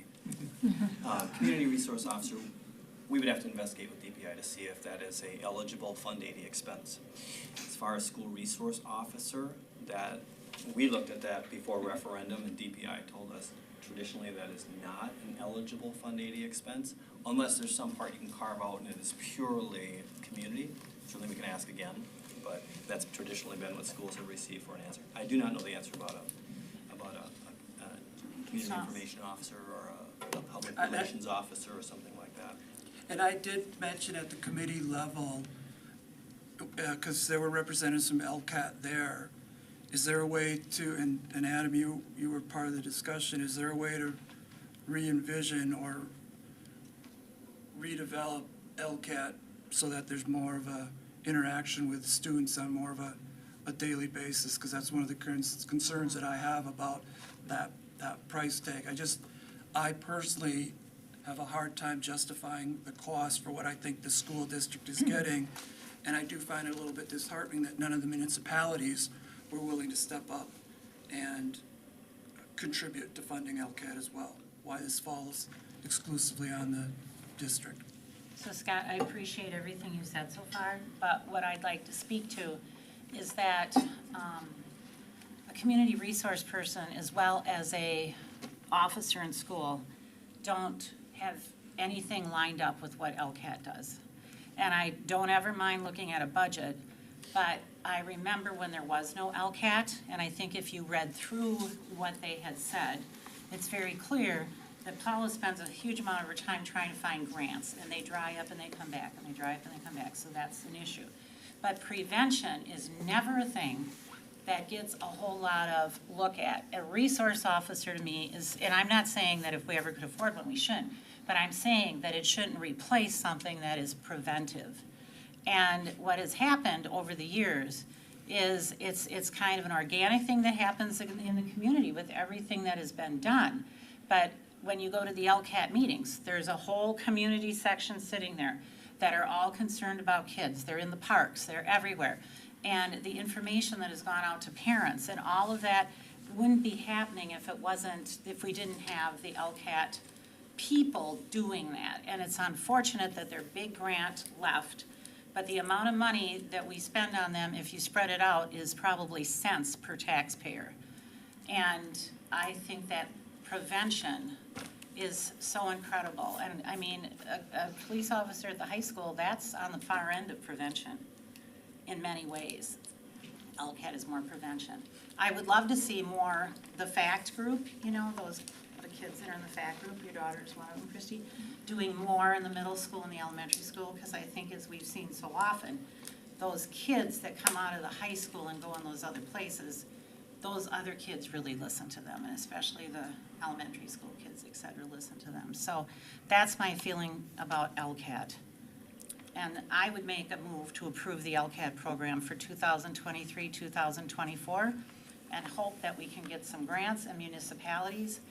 I mean, I know that a lot of these boards are really struggling, and I don't know, I think it would be quite a sell to get them, but it's worth a try. I mean, Can I second that motion? Sure, yeah, so you made a motion. So Terry made a motion and a second by Barb. How much are we approving this for? What's the motion? It's in the whole thing we had. Right, but you didn't say a number, so does Oh, that it leave it says- open-ended, or? No, it's right on here. The It's on- 179,800. Which isn't all, we're not paying all Would of be that. 95. That's why I'm asking. We don't because pay I'm all of that. unclear. Just that memo We pay that the says district funding at 95,973. Okay. I think the concept of LCAT is awesome, and I think you guys do a lot. The thing that I'm concerned about is I've heard from the community, and nobody has asked me to be in support of LCAT. I've gotten a couple things that have said, I'd rather the district use the money on something else. Personally, and I know that kids are jerks, a lot of the surveys, kids are not being truthful on. And there's nothing you can do about that. So sometimes, you know, all those surveys that you have the kids take, yes, I wish they would be truthful, and I'm sure, I know some kids are, but there's a majority that aren't. So it's like that data is hard for me to believe. And Before you finish that point though, that's not true though, is it? I mean, I would say that, no, I think that especially throughout time with the Youth Risk Behavior Survey, they've done such a good job. It is in the hands of DPI now, and they do such a good job of, you know, when you get your results back, it'll say like 397 usable surveys. Because what they do is they go through, and if kids are just marking, you know, A, B, or whatever, they toss them out. There's questions in there that if they're not answered the same way, they toss them out. And so I think they do a really good job of going through and making sure that those surveys are usable. When we do focus groups in the schools, kids tell us, I mean, and again, they might not be telling me the truth, I understand that, but they say that they are telling the truth. We've spent a lot of time with kids just telling them why that is an important survey and why it is important to be truthful on those surveys. Also, I would say that it is compared to county and state data. And so if you know, even if you have a few kids that aren't answering correctly, when you see trends across the county, the same trends across the state, now you have trends that are realistic and that are making sense. And we trend very much, right now we're trending better than the county, but we trend very much like county and state data. That's just how those surveys trend. well, that's just personal experience. I mean, I've heard kids tell me that. So, Right. I mean, that's what I'm going off of. And I guess, and again, this is a lot of personal experience too. My daughter recently lost someone close to fentanyl. And she learned more on her own from research and unfortunately personal experience about a lot of that stuff than what she ever learned from LCAT. And again, I know this is a personal story. But I just know that, again, like, the idea on paper is great, but I just don't know if it's enough for the school to spend that amount of money on. To be honest, I would personally would rather just find, as far as the prevention, having a mother that's lost someone come in and talk for real. Students that have experienced this, it's really bad out there. And so like this, you'd think, okay, Heather, it's really bad, why don't you want to support it? I want to support the real stuff. And I know that I'm not saying what you're not doing is real. I really, this is amazing what you guys do, but I'm just a very realist person, and I would rather see a change, and maybe that's what you're talking about. Maybe just kind of redoing LCAT or something, because I don't know if LCAT is doing enough for what we're paying for. At that committee meeting, when Brian was there and I was asking him some questions, is it in-depth or? In-depth, yeah. Depth? So we talked about the in-depth program, and I asked him, how many students did you conduct this program with? And he told me that last year, full school year, 8 or 9, and he said this year 1. So again, it's not to say that the work that's being done isn't valuable.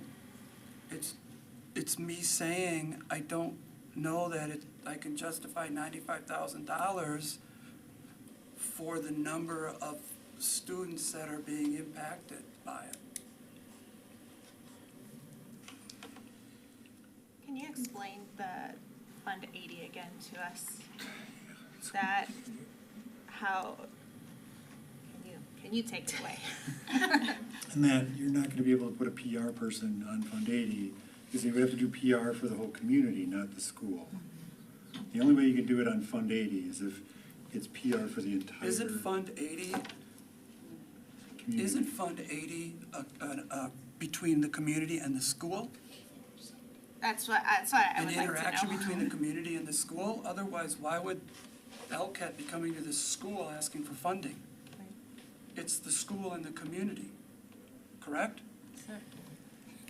Yes, Fund 80 is the Community Services Fund, so in itself, that kind of explains it. A program managed by the school as a fiscal agent, but we can tax through a separate fund, not our general fund, but Fund 80. You have, as a board, discretion over that amount. That's where I answered that question. Of course, the annual meeting would be the final, approval of it, and then certification, which you do after the annual meeting. But the general concept behind Fund 80 is some kind of community program. So a really good example is Diana Carl's boot camp. It's open to the greater public of whoever wants to, to sign up.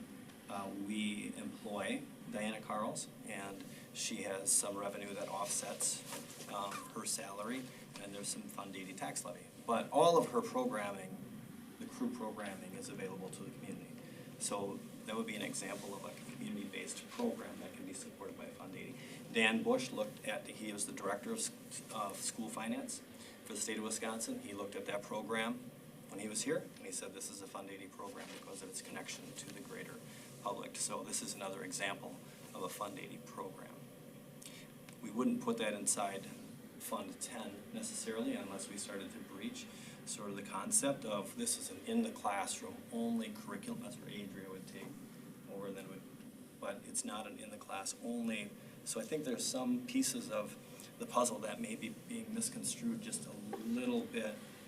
And we don't want to just say that we're going to place the LCAT employees inside our classes and just run a curriculum for our kids. Mm-hmm. Then we would be breaking sort of the rules around Fund 80. They have to maintain a scope of the greater public.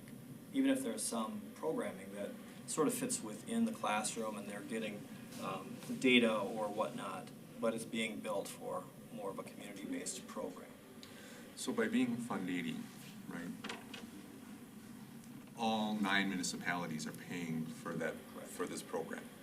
right? It's not the city of Lodi and the town of Lodi. It's all 9 municipalities across are paying for LCAT. The tax is being Taxpayers apportioned. in all the municipalities. Yep, so, I mean, that's one of the things I've heard is like, well, can we reach out to the town of, the city of Lodi, town of Lodi, but the way that it's funded right now is it's a balance between all the taxpayers in all of our municipalities all the way across. And that's how it has to be, right? I mean, that's how Fund 80 works. Exactly how it works. If you choose to levy the funds. If you choose to levy the funds. If you choose to not, you do not have to, you're not required. Just like any other program that we have at school, this Board of Education decide not to run that program, right? The Board of Education could decide not to have LCAT. The Board of Education can decide not to have wrestling, right? That's a decision you can make budgetarily at any time, absolutely. So we're not asking the taxpayers' permission by referendum. We're just stating, guess what? This group up here chose to tax you this much money for this program that we deem you want. So you said referendum, but I think you meant tax levy. So. No, she said it's not. Okay, yeah. Right, I'm saying we're not asking them permission by going to referendum for the monies. We're just saying, You have that authority. we're taxing you for a program we think you want. We didn't ask. I just question, I don't know how Fund 80 got started or whatever, but somehow the school board and the community needs to decide what's good for the community. I mean, like, I'm just gonna complain a little that it's kind of unfair that the school board is the one who, you know, like you said, gets to make the decision that we're gonna tax everybody for this program. I mean, this gives the towns don't have to even talk about it, you know, at their board meetings. I believe in the LCAT. I believe you're doing well. I believe you're doing really good for the community because, and I do believe that the community should have this program. It's just that when you come to the school board, and people don't like what we decide, I mean, the communities don't have to have this on their board meeting, and that's. But aren't we the only body that has jurisdiction over that entire community? I guess, All the other ones are individual ones, we're the only one that Right. has it over. Right. So is that why we have that power? I guess, it's a logistical thing, it's a historical thing, it's something that happened with Fund 80. It puts us in a difficult position because we don't want to be spending money irresponsibly. I mean, I believe in LCAT, it's just, I mean, it really comes down, as I look at it, to 3 decisions, and you guys tell me if you think that I'm wrong. The board decides to fund LCAT. The board decides to not fund LCAT and not levy the $95,000 to the taxpayers. Or the board levies that money and decides to do something different with it than to support LCAT. I mean, are those the 3 options? I think, in my mind, those are the 3 options. If you do that third option, you have to have a program to assign it to. You have to have something to assign it to. or you don't And you levy can, it, right? you don't have to vote to support LCAT now, and then you work on that, and you can levy the funds when the time comes, I guess. If you look into, I'm just using that as an example, because we talked about it in the past, and one of the big hangups on the board was how are we gonna pay for it?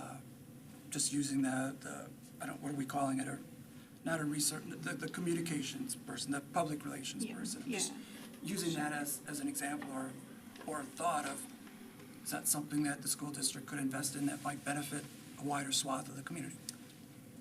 Again, I see this as totally, it's not even apples and avocados or pumpkins. It's 2 different things. The community PR person is not somebody that's gonna be working on prevention with kids with anxiety who are gonna self-treat with drugs and alcohol and whatever. I don't think they're saying necessarily to replace LCAT in that respect. I think they're just saying to spend money on something else that could Which benefit. then takes away spending money on what I just said, which is prevention. But just because we have that jurisdiction doesn't mean that the communities, the municipalities couldn't give money towards it. It's not saying that their program is just gonna die. They can still get other grant monies, they could still get other monies from municipalities. It's just not us saying, taxpayers, guess what? You're doing this. Without asking the taxpayers. I guess that's my biggest hang Taxpayers up. might not want a PR person either. Right, and I would wanna ask them before we even went down that avenue. The PR person's not gonna fit under Fund 80, I'm sorry, it's just not gonna work. That is not, right? I suspect it would not, Okay. but we would not need to. That's not a no. I just also feel that, you know, our And it's just an our example. curriculum, our Might take classes do teach stuff in school. And I mean, yeah, I would actually like if they even taught a little bit more, but I don't know. I do love what you guys do, I just don't know if it's enough to And I spend think that money. to speak to the prevention stuff, we just went through all these different stations where we're talking about how our schools are doing that within the school, and we partnered with, I don't know the name of it, but in Wanakee. Oh, the Therapy center? mental. Yep, we partnered with them. So it's not like we're not doing good work in prevention within our schools and we're just giving up. It's just, we're not saying, guess what? Community, you're now doing this because we decided for you. The piece that will go away, if LCAT goes away, is the connection between the school and community in those areas, right? So a lot of the work and that's why it's in community fund, right? It's working with community owners, it's like doing some of the compliance checks and things of those nature that works with our community. Like, when I first came to Lodi, the idea behind the Lodi Pride campaign of like, we need to, as a community, help rally around our kids and make sure that they know that they're important. Like, we can do that, but you have to have somebody helping spearhead that, and make those intentional connections between the school and the community. And we continue to try to do that if LCAT goes away? Absolutely, we'll be done as well, not nearly as well. We don't have the people to do it. Vince, But I that's the piece. understand what you're saying, and I understand that you're trying to share your opinion, but this is really kind of a board Yeah, if you don't want my discussion, opinion, Scott, that's okay. And you're kind of interjecting on one side. Maybe just board members hash this out right now. And I'll take over where Vince led off. So what happens is, again, with the whole prevention thing, I was here when kids were overdosing a lot, and it was not good. It was out in the community, Haberman Park was what it was, et cetera. And what LCAT, and it's slow and it's organic, and that's the hard part with this. It was 10 years of working, and now we're at a place where it doesn't, I mean, we know the opiate epidemic is still awful, and you just spoke to that you had somebody that had that happen. But overall in this community, I mean, because when you come to an LCAT meeting, it's the police, it's the firemen, it's, everybody in the whole community that cares about kids comes to this, and it's all wraparound stuff when you're talking about it, and that's the whole community part. And yes, I think what everybody's doing here is incredible. When we went through our stations, it is the bottom of nurturing that whole child. But parents didn't know about stuff, like even as a school nurse, I was hearing parents getting much more educated on, don't be setting your opiates out on the counter when you get them or whatever, and the whole push to just know what's going on has been so different. And I think people who haven't had something happen in their house, we can't even know what it's like to be struggling with that. And I think maybe that's where we're not hearing from some of those people. But, and every municipality we deal with deals with these issues. So, I mean, that's what I'm gonna say. I'm afraid if we let this go, and we can, that's up to us, we can decide this, that we won't see something tomorrow or the next day look broke. We'll see it in about 5 years. And I just know that coming backwards is always more expensive in the long run. It's harder and it's more expensive. So that's my thought. Paula, without the $95,973, LCAT's done? What would happen to LCAT? And on the cuff, in a few seconds, sorry. No, that's okay. If LCAT does not get funded, yes, LCAT would go away because the grant dollars supporting LCAT right now are about $10,000. So that is not going to support the staff. Now, yeah, to answer your question, LCAT would go away So at the end of this school year because we are funded through this school year. So I guess I'm just a little unclear then on the grant funding sources versus the district funding on the, maybe this is a memo that. Yeah, so we were asked at the board level to dive a little bit deeper on what portion of the program as a whole had grant funding sources and what the whole program had for district funding. And so that's the breakout on both the revenue and expense side. So there are about, what, $80-some thousand worth of grants that are coming in, but they're on other grants, not just per se the LCAT Drug-Free Communities former grant. Go ahead, Paula. No, I didn't mean to interrupt you, I'm sorry. I just wanted to say that for example, the biggest grant, the tobacco grant, which in total is $50,000 a year, that is supporting prevention and response to Columbia County. And understand that that is a county program, and so that like when Brian comes in and talks about Narcan, when we talk about distributing medication lockboxes, a lot of that is being supported by our county grants. All of that is still trickling down to Lodi and to LCAT. And so the fact that we went and got a county grant, the reason for it was a couple things, and I told you in my letter, like, one thing that we talked about at the LCAT group that Terry has talked about is, Lodi's not an island, and so our kids can travel, and our kids do travel, and so in order really to make this the safest for our kids, we knew that we had to move on and go into the county a little bit. So that was one reason why I started exploring county grants.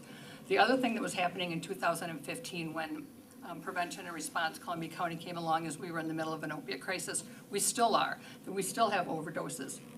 And so our law enforcement was overwhelmed, and they said, we have a crisis, it's not just here in Lodi, it is throughout our whole county. And so at that time, I started looking for county grants. I will say there's more of them. So why I hesitated, Adam, was yes, we can certainly continue to apply for grants for LCAT. There's just not as many. The Drug-Free Communities federal grant, which supported the boundaries of our school district, is a very unique grant. Within our state, a lot of the grants that are out there now, the opiate grants, they are county grants. And so we are able to get county grants. But that's not going to mean that LCAT's going to look the same, because when you work a county grant, you have an umbrella over that whole county. So we'll do things on a county level, but we won't be in classrooms, we won't be out in the community, we won't have national night out. We won't look at your youth risk behavior survey data and analyze it and have a summit. All the things that we are doing that just pertains to Lodi, that all would go away. We would probably still have park because we can probably figure out how to do it. I don't know either. So I don't know if that answers your question, but so all this, that's why we were like not getting in the weeds before, is because it does get confusing. So a lot of these grants are supporting the county program. The SOAR grants, where it says $20,000 total, we have $10,000 for LCAT, $10,000 for park. So you're getting the county grants in these numbers that are before us, is that what you're saying? So then, how are you not stretched then with the county right now and with us? If you're having to use the county grants? Sorry, I don't understand. I'm sorry, I understood you to say that if you received the county grants, and if you use those, then you couldn't do as much with our district. But if you're already getting them, how does that change anything? I think she said if we don't give the 95,973. Right. Then they only have the county grant. Right, I meant that if we only had county, then all that we're doing for LCAT is gonna go away, because we need LCAT to have its own dollars, its own revenue source, right? Does that make sense? So I'm kind of unclear. So when you get a county grant, is that from so you need to use it throughout the county? I guess I'm not really sure what you're saying with the I county do. grant. And so that's why there is a whole nother coalition, a county coalition, Prevention and Response Columbia County. So a county grant has to serve the whole county. So you wouldn't have time as much for Lodi. would be more. No, the money comes from the county, so the work has to go to the county. Yeah, the work has to go to the county. Most of the grants, like, I don't mean to keep saying county grants, like the tobacco grant is a state grant, but it's given to counties, to county programs. So we had a county program. So There would be some services for Lodi School District. 100%, because there are already. Because we're in the county, so 100%, some of that would yep. come, but not. That is, yes. That is actually how we are able to do a FACT program. Before we did run youth programs, we ran Color Outside the Lines. We supported the Leadership Council at the high school before COVID, and then those kind of all went away. So what we have right now is a FACT program. That FACT program is actually part of the tobacco grant. So for example, that is paid for through our county fund. So having a county coalition as well as LCAT serves Lodi, right? And it was also a sustainability piece so that we could have a position that was a full-time and then another part-time. Otherwise, we couldn't support LCAT on just what we were bringing in. Does that make sense? Or am I making this worse? There's a lot there, but do you get it? Is it? Yeah, I think so. So it's two different programs. I mean, so look at it as two different programs. LCAT is a program. Prevention and Response Columbia County is a program. What will happen to that if LCAT goes away? I'm not sure. Because then I'll be saying, for example, to Brian, now you have a part-time job. So Park could also go away. But if LCAT goes away, there's not another grant out there right now that's going to support what we do here in Lodi. For LCAT, I will tell you.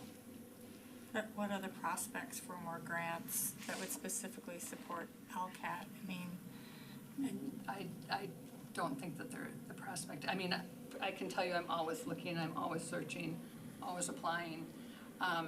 Right now, there are opiate settlement dollars out there, and there's jewel settlement dollars out there. And my understanding is those are both going to state and county programs. So a program such as LCAT, which was funded, again, by a federal grant, that is not something that they would fund. Paula, I think you provided a memo that has multiple colors. I think the blue in the memo is the LCAT objective specifically. And yes. And the orange is more of the. Right, it's just more, right, I kind of tried to break it up for you as to here's what LCAT does, here's what prevention and response does. So like the blue and the reason we did that is because we just wanted to tell you, like, we wanted to be transparent about where this money is, right? So, like, just roughly speaking, those blue things would not be possible without the school funding. Correct. Youth funding. Correct. Blue would be gone. Blue would be gone, because that's specifically to Lodi. Lodi wouldn't have its own specific community service. Correct. And there's still things we could do in Lodi, so I want to be very honest about that. We still can bring Narcan down here. We can still distribute medication lockboxes. There's things we can still do in Lodi. We're just not going to be doing the type of programming that we do. It would be, again, it's my program and I've done it forever, so it would be sad to lose it because when you run a program that's just in a community like we have here in Lodi, that is very different than running a program at a county level. County level programs are, and they're needed, and there's a fentanyl program, Heather, that we just got dollars for too, that's out there through the county on fentanyl education because we absolutely need more of it. But the ability to go into communities and do things like National Night Out, and work in the community with community people and give our messages like directly to those people, that's a whole different thing than just running programs at a county level, where you're handing out Narcan and handing out medication lockboxes. And that is why, Lodi is looked on so favorably throughout our county. And LCAT is one reason, because you just don't, that's not happening anywhere else. And it's such an amazing thing, and it's such an amazing group of people, like Terry said, that come together and talk about how to make this the best place it can be for kids. It just is. It just is. That ability to work that closely in a community is quite a gift. So it was, 10 years that I feel like went by in the blink of an eye, but from where we started to, where it ended is been fun to, it's an amazing journey to have been on. So the money that you're asking for from us, is that does pay for just the blue? Just LCAT, yep. That is not anything that goes anywhere else, yep.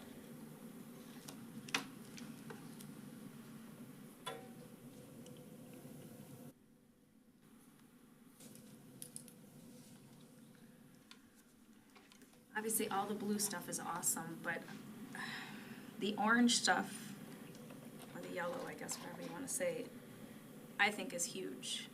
It is, and that's why it's awesome to be able to do that as well, and we're doing it for Lodi.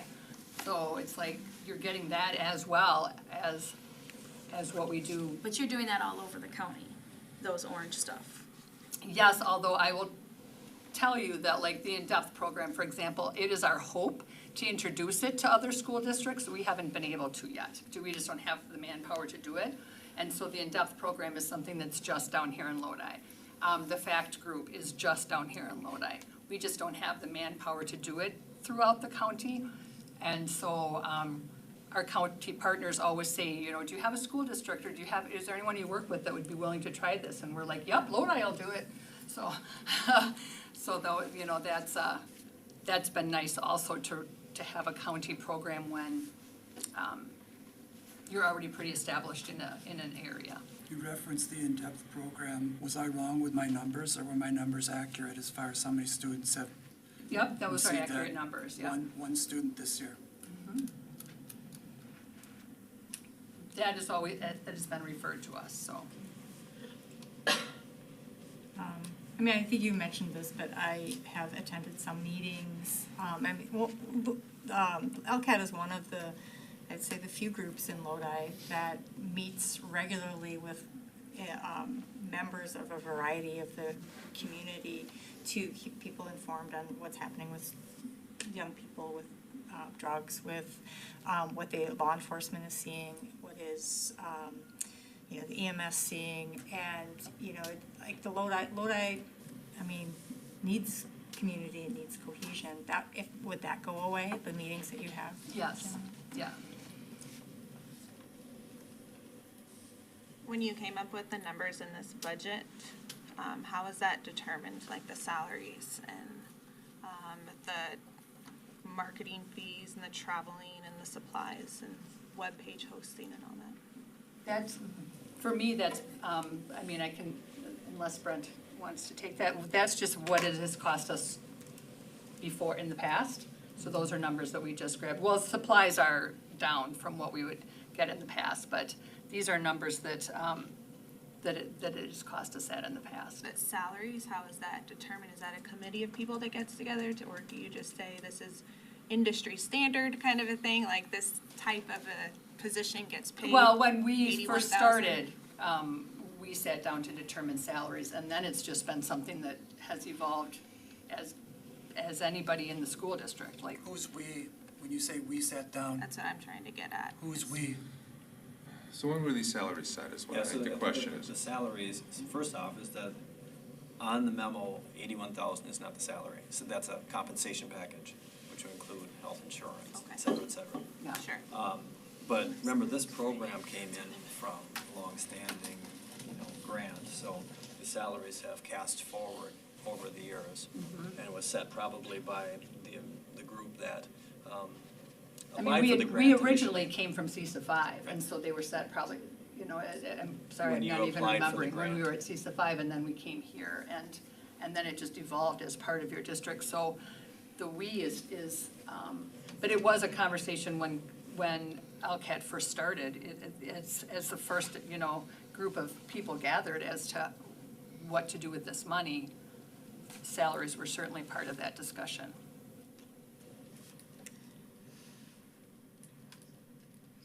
I just wonder if to be more comfortable with this level of funding, if we should form a committee that works with LCAT and looks at those expenses. I mean, I don't want this program to go away, but I understand what you're saying about like, this is a lot of money. We are stewards of this money, whether we want to be or not. And we want to do what's best for the community. But I think a lot of our questions are about, like, we just don't have those answers. We spend a lot of time with staff salaries and percentages and everything, and we don't with this. And I know that the relationship between the district and LCAT is kind of muddy and unclear because it's just not a typical department of the district, but yet the district is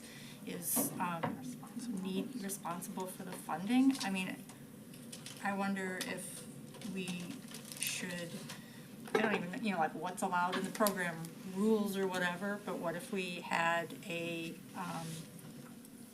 committee, an ad hoc committee form and work with LCAT and look at this funding, look at the budget, feel more comfortable with the budget, and, then feel that we are not just being asked for a number that we clearly don't fully understand it because we have a lot of questions. I don't know if any other board members. Are you proposing like to table this and form some sort of committee or something like that? Yeah, that's what I'm proposing. No, we have a motion on the We have board. a motion on the table. I mean, I can, I hear what you're saying, and I just don't feel like I can, knowing that I'm the one controlling taking taxpayers' money without asking them, like. So are you? We can do that with crew all the time. Well, how much does crew cost? That's scary. I'm looking at all of this Fund 80 thing now, and I'm going, wow, we don't have to ask permission. So would you, like, I'm just asking, like, what would you do to ask? Like a survey or referendum? I mean, as I was complaining about why do we have to do Fund 80, like why do we have to be the bad guys if we're levying this? And it's probably partly because in order to get people organized, sometimes you do have to have a group that says, I think this is for the good of the community, and yes, it's. I think at very minimum is that you ask the community via survey and at least give people to have the opportunity to have a voice in the matter at very minimum. Whether that is forming an ad hoc committee and inviting people to be on that, but then that gets a little in the weeds too, because then it's limited to a certain few to represent the whole referendum. That model does work because, like we know, we were just there and we had a big ask to our community, and the majority spoke, and that's what we went with. And our part of that, not to interrupt you, but like, we can only ask like one referendum question. Like, ideally, you'd want to ask the community, give them information and then ask the community about. Oh, sure. No, I understand the logistics of an actual referendum. I was speaking more to the model of it, but that's why I'm saying on our own, we can, since there's no guidelines, we don't have to follow that structure. We can survey our community with the tools that we have, which would be a great job for PR person, just saying. But sorry. I'm just saying, at bare minimum is ask and give people that opportunity to have a voice in it. So I will just argue, like, being elected to the board, the people of the district entrust us to spend this money because it's community money and it's part of our role as a school board. So I would have trouble going and asking every single time we want to spend something out of Fund 80, because then do we have to go retroly back and review all of the crew program that comes out of Fund 80 to get, I'm trying to say this without alienating people, but when you elect your representatives to the school board, do you entrust with them that they're going to make the decisions on your behalf and not necessarily come to you with every single decision that has to be made? So I would be very apprehensive in doing that personally. To that point, I would say we do that a majority of the time, but this is obviously an issue that there's some divisiveness. We're not all in agreement, I don't believe, and I don't think there's anything wrong from time to time going to ask the community for their opinion on issues that maybe we're split on. We don't go and ask on everything we spend money on, but this may be one thing we decide we want to. And to your point, Angie, I think that, I could back that and agree completely with what you said about more oversight. I know it wasn't a motion, but but just you asked about, are there any on the board that would agree with that? And yes, 100% I would. Well, also, because we're looking at, now we're at this year, and then we're at next year, and like, it's hard for you guys not knowing the. And the funding grant was just situation. gone not that long ago. That's why it's now become an issue. Right. Right, so now it is a whole new It's a issue. different world because.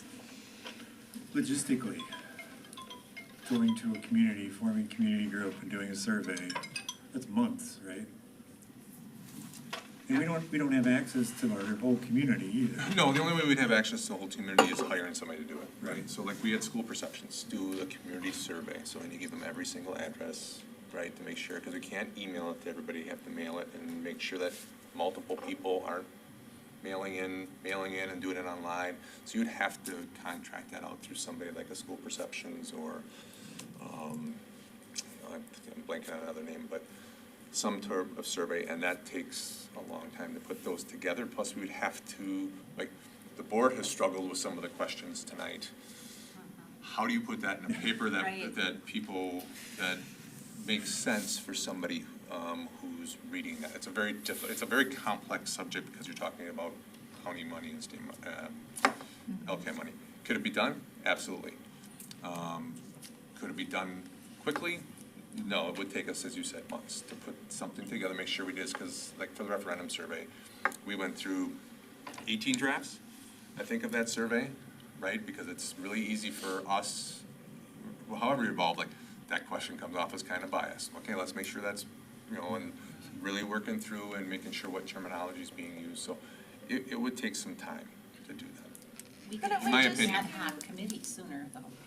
Couldn't we just do an EDDM though, and have a QR code that goes to, like, the surveys we used to do for COVID, and you can only register one email? Like, we wouldn't have to hire a whole company to do So, that. yeah, we could do that for our parents, easily. We're not talking about our parents, we're talking about the community. I'm talking about people on the lake who have no connection to this school district. I need to get their information, get information out to them. Yeah, Okay. you just, every door direct mail, you send them a QR code, they scan it, and they can take us. Yeah, see, that's a problem. Like, I'm just, again, if you send a QR code to my parents, Yeah. they have no idea, right? So again, that, we have to make sure we get that. So, so is there ways to do that? Yes. Again, I haven't researched that down to that point. Maybe you know about that better and you can help inform that. But I still think it's gonna take time for us to do that. Can it be done? It can be done somehow. Yeah. Absolutely. Well, Anything can be done. It's just, what does that take the place of, right? If we spend time doing that, Well, and also then we're looking at 95,000 and then we spent 20,000 on a survey and But an oversight committee would be a way to start, an ad hoc committee, and then could be dealing with all of this.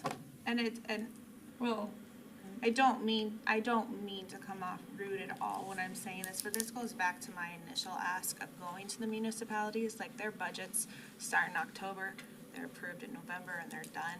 Like, if there was an urgency then, I don't wanna feel urgency now to do this. Like, I don't wanna feel urgency to approve it now.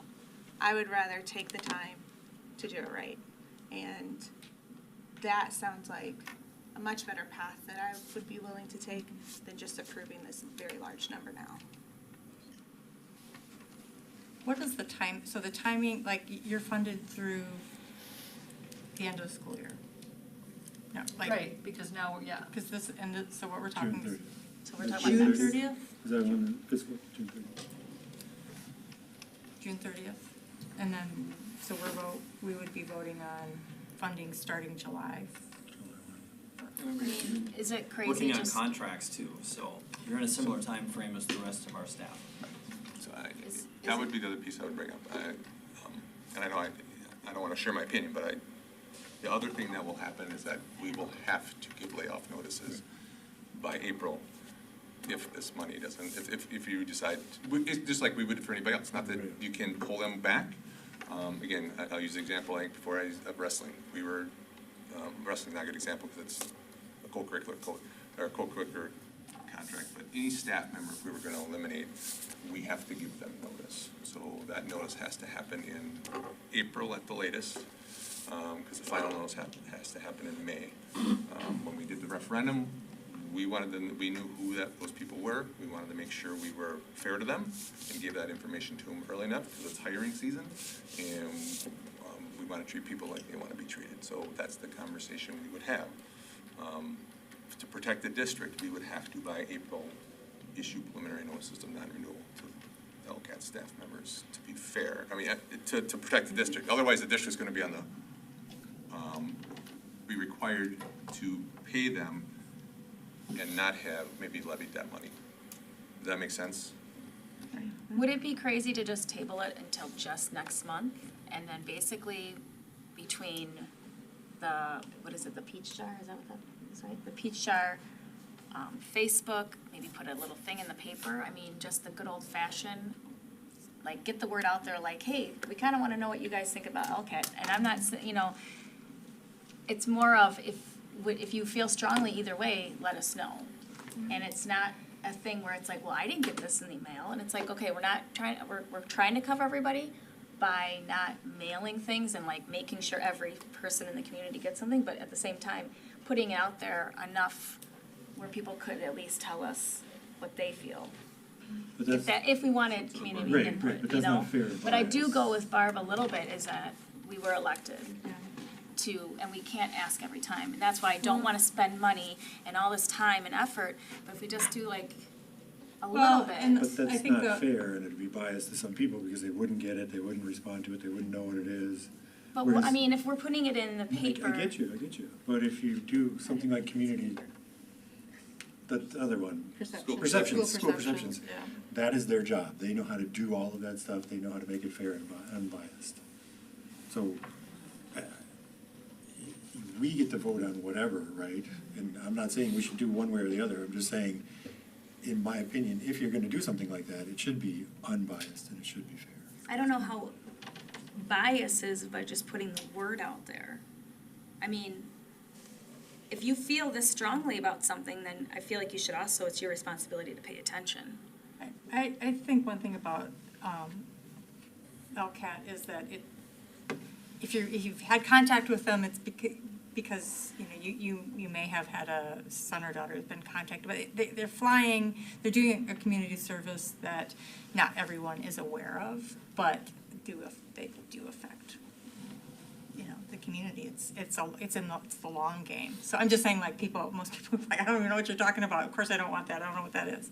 But we've been educated through this, and we still have a lot of questions about it. And again, as Barb said, the Fund 8, like, the Fund 80 is there for community services that we get to decide. And that's why I was trying to kind of meet in the middle. Like, I don't want to spend all this time and money, but I kind of give people a few weeks to kind of let us know either way, or let the district know. My issue with that, like, anybody can access our Facebook page, so we could have some random group from somewhere, like, totally skew all our results. That's not from Lodi. And I don't mean to, I'm not bringing bias here, but when we worked with school perceptions, there is a percentage of the community that has to respond, or statistical accuracy is not, it's not accurate. Not a statistician, but that was pretty clear. It's a pretty clear message. Do we have to, is it all or nothing, this 95,000? Can we just say, we're gonna give you this much? It's the board's prerogative what they decide to do. It'll just impact, it has an impact, right? So if the board decides, we'll give you, we'll levy $50,000, well, then we have to put together a program that does that, and you see what the expenses are, what's gonna have to go. Or we vote to fund them and want a committee to work with LCAT and learn more about,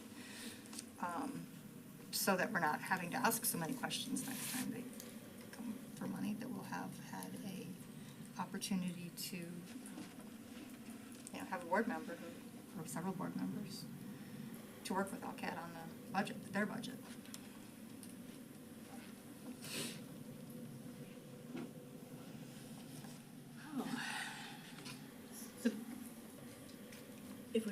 route, so we either have to amend the current motion or make a second It's already been motion. seconded, so. Oh, but that could be a second, a separate motion after. They can be retracted, the motions can be retracted too if the people decide they wanna do that. And once, if we levy this amount of money and say the city does come through for them and gives them some ARPA funds, and You offset your next year's levy, probably. so we still have to take this full amount. Once it's levied, it's levied. But this doesn't get levied till October. Correct, so you're setting a budget for July 1? Right. And then you're banking on a levy that's gonna be approved by your, At the annual meeting. correct. Now, you have the right as the board to certify that levy and supersede the electors or the municipality's annual meeting vote. But just telling you what the rules are. Great rules, great rules. Of all of our discussion tonight, I like your idea the best, Angie. I don't wanna feel pressured, we were pressured last time into making a decision about funding LCAT. I felt like I had a gun to my head to make a decision, and I don't want to feel that way again. And I'm opposed to funding LCAT at this point, but that could change based on what your idea. I know that's not what we're voting on right now, I'm just stating that to other board members to have an understanding where I stand. I will retract my motion if you are willing to make a new motion. I didn't second it. Oh. Who seconded? Sorry. Barb. I'm good with that. So motion has been retracted? I don't know if that's a legal thing or not. I don't know either. Well, we just Do we have did to it. vote on it and then go to the next one? She could amend it, otherwise you should vote on it. She can Right. amend that motion, otherwise you should You vote could on it. amend the and then do a motion new to motion. add, The ad hoc committee. add in the, add in. But I made the motion that we accept this as it is. Well, right.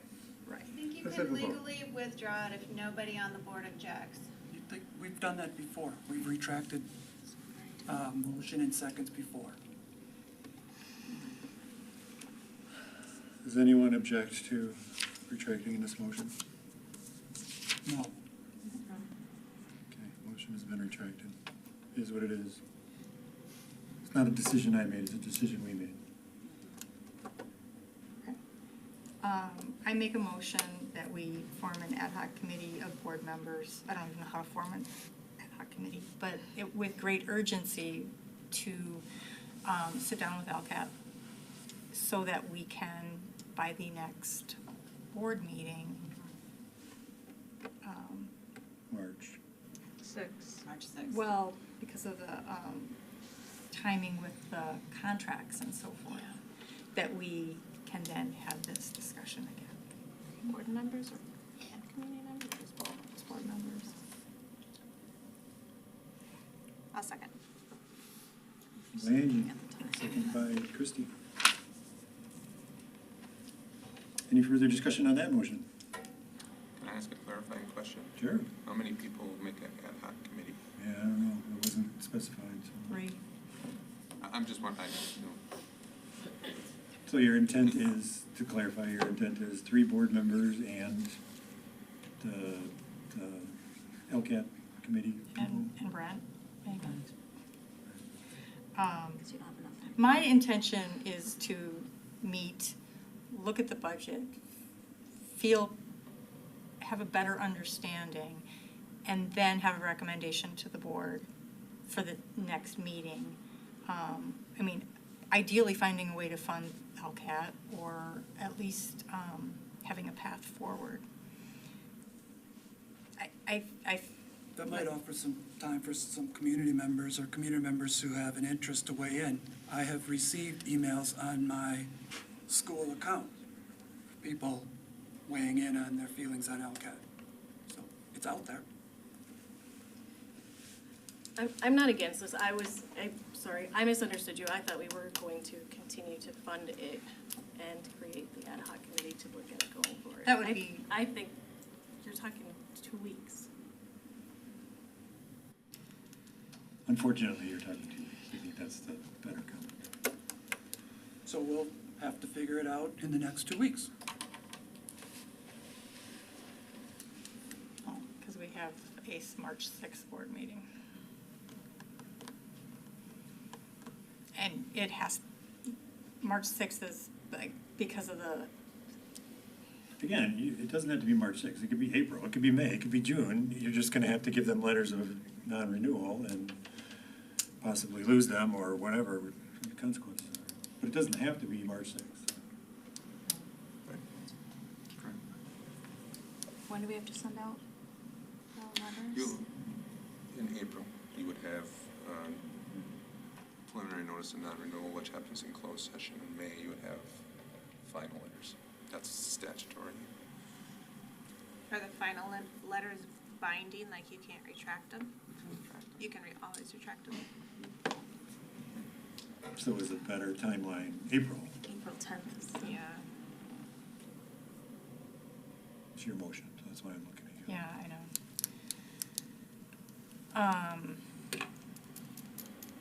Angie, do you want the date changed from March 6th to April? Yes, if April works. It's tight timeline, but. Is it April 1st or April 15th, or what did the letters April go? 15th. So we would, that's at the April board meeting. Yeah, and April 10th is the board meeting, so. And who made the second? Nobody second, oh, you did, okay. If it's switched from March to April, you're okay with that? Yep. And then again, logistics, so 3 board members, you're gonna have to pick 3 board members. How are they picked? Who's gonna be on Get a hat. this? I have no problem with that. Right? Well, does it have to be, Well, can it could be we all say of it's a them? minimum of 3, and if more want to be there, more can be there? I guess maybe before, I don't know what Right. guidelines of that. I don't think any of us I do, don't, so. so, I think I we're guess my deciding- intention with this motion, like it's a lengthy motion, my intention is that we work more closely with LCAT to feel more comfortable with their budget and more comfortable with levying the community for what I feel is a community good. I guess,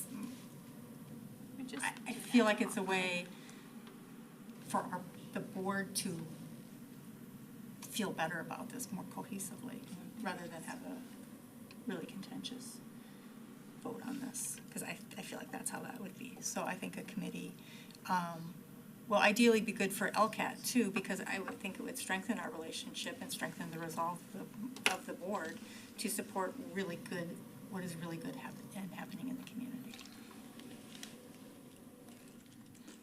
But I don't know how to form that committee, you know. We just did this in our policy meeting. We just had ad hoc committees.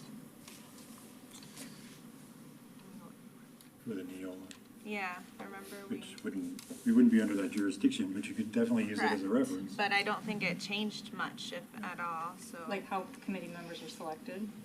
Just how, yeah, the basis of ad hoc committees and how they're formed and what they do.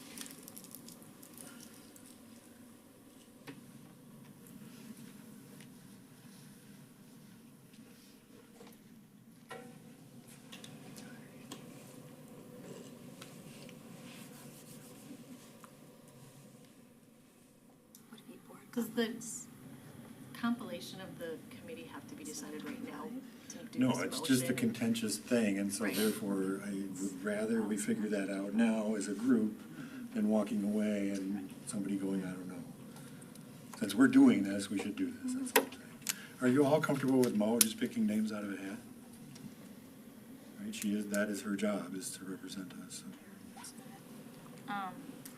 Yeah, but can anyone go still? Are we- Sure, but Just like a normal committee meeting. Right, you'd wanna limit- Someone's on there, but anyone can go. Right, but you'd wanna limit those others as observers and not as Yeah. direct members. A certain amount have to show up. Right, the 3 have to show. Yeah. 3 have to show up. Or we give it, well, could we give it to a committee? You could give it to a committee, for sure. Could we give, Which committee would it give fit it under? to personnel? We could give it. Well, do any current board members hold any positions with LCAT now? There are no positions with LCAT. I'm a representative at the meetings. I'm a board representative at the meeting. Okay. But I don't have a position. Do you go to LCAT? You go to Meetings LCAT meetings? all the time. As do I. That's because I'm, like Heather goes to CISA, I go to LCAT. That was my assignment.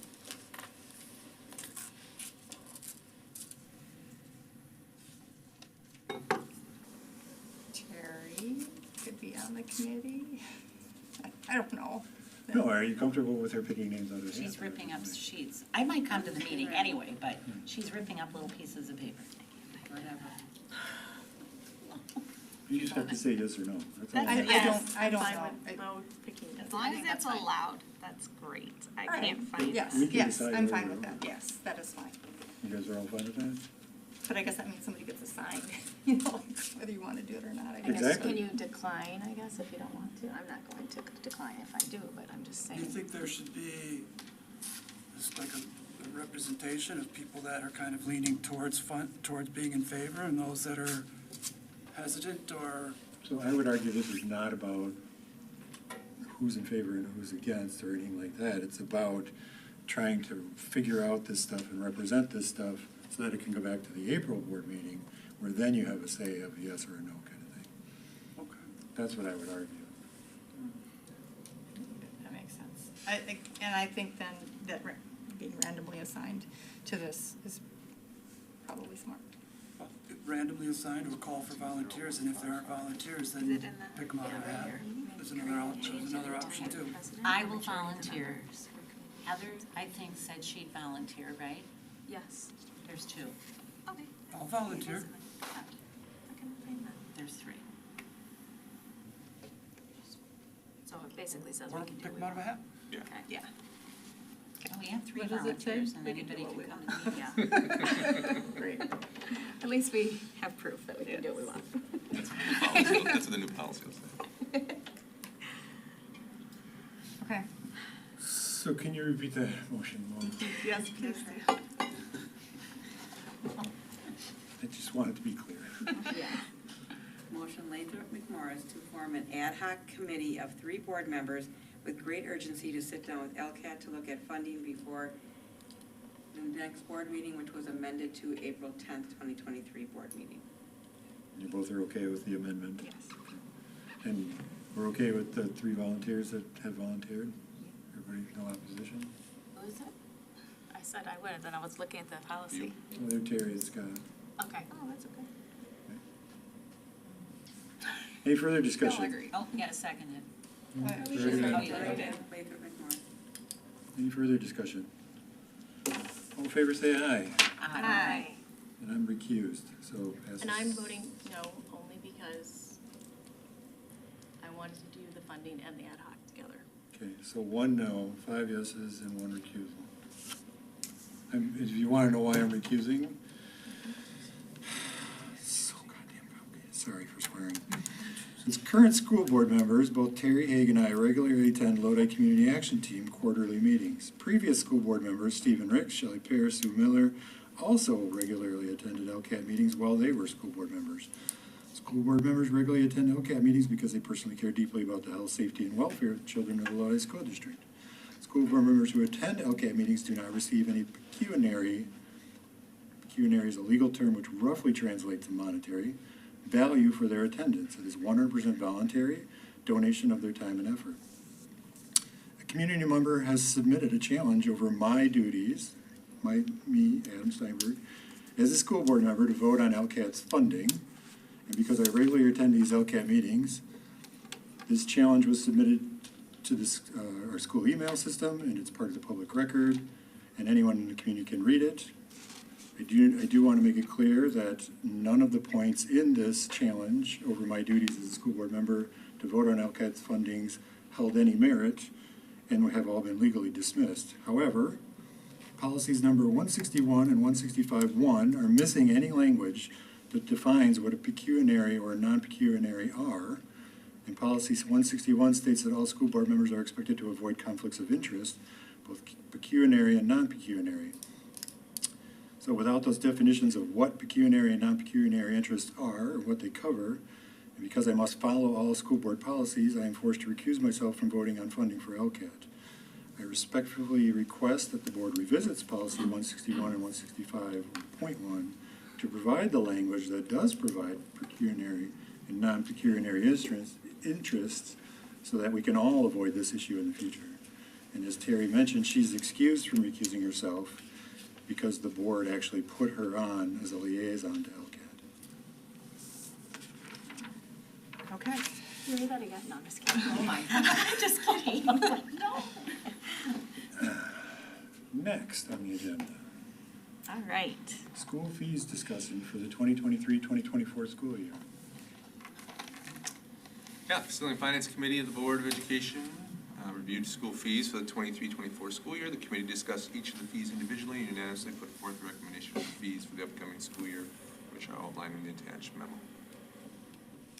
I'd make a motion to approve the 2023-24 fees as presented. I second. A motion by Angie and a second by Heather. Any further discussion? No. All in favor say aye. Aye. Passes 7-0. Exchange program discussion. Yeah, the district currently has 3 international exchange programs at the high school. Our exchange programs with Thailand and Germany have been going on for at least 15 years. And most recently, the district added exchange to Costa Rica, which is now being replaced by exchange to Spain.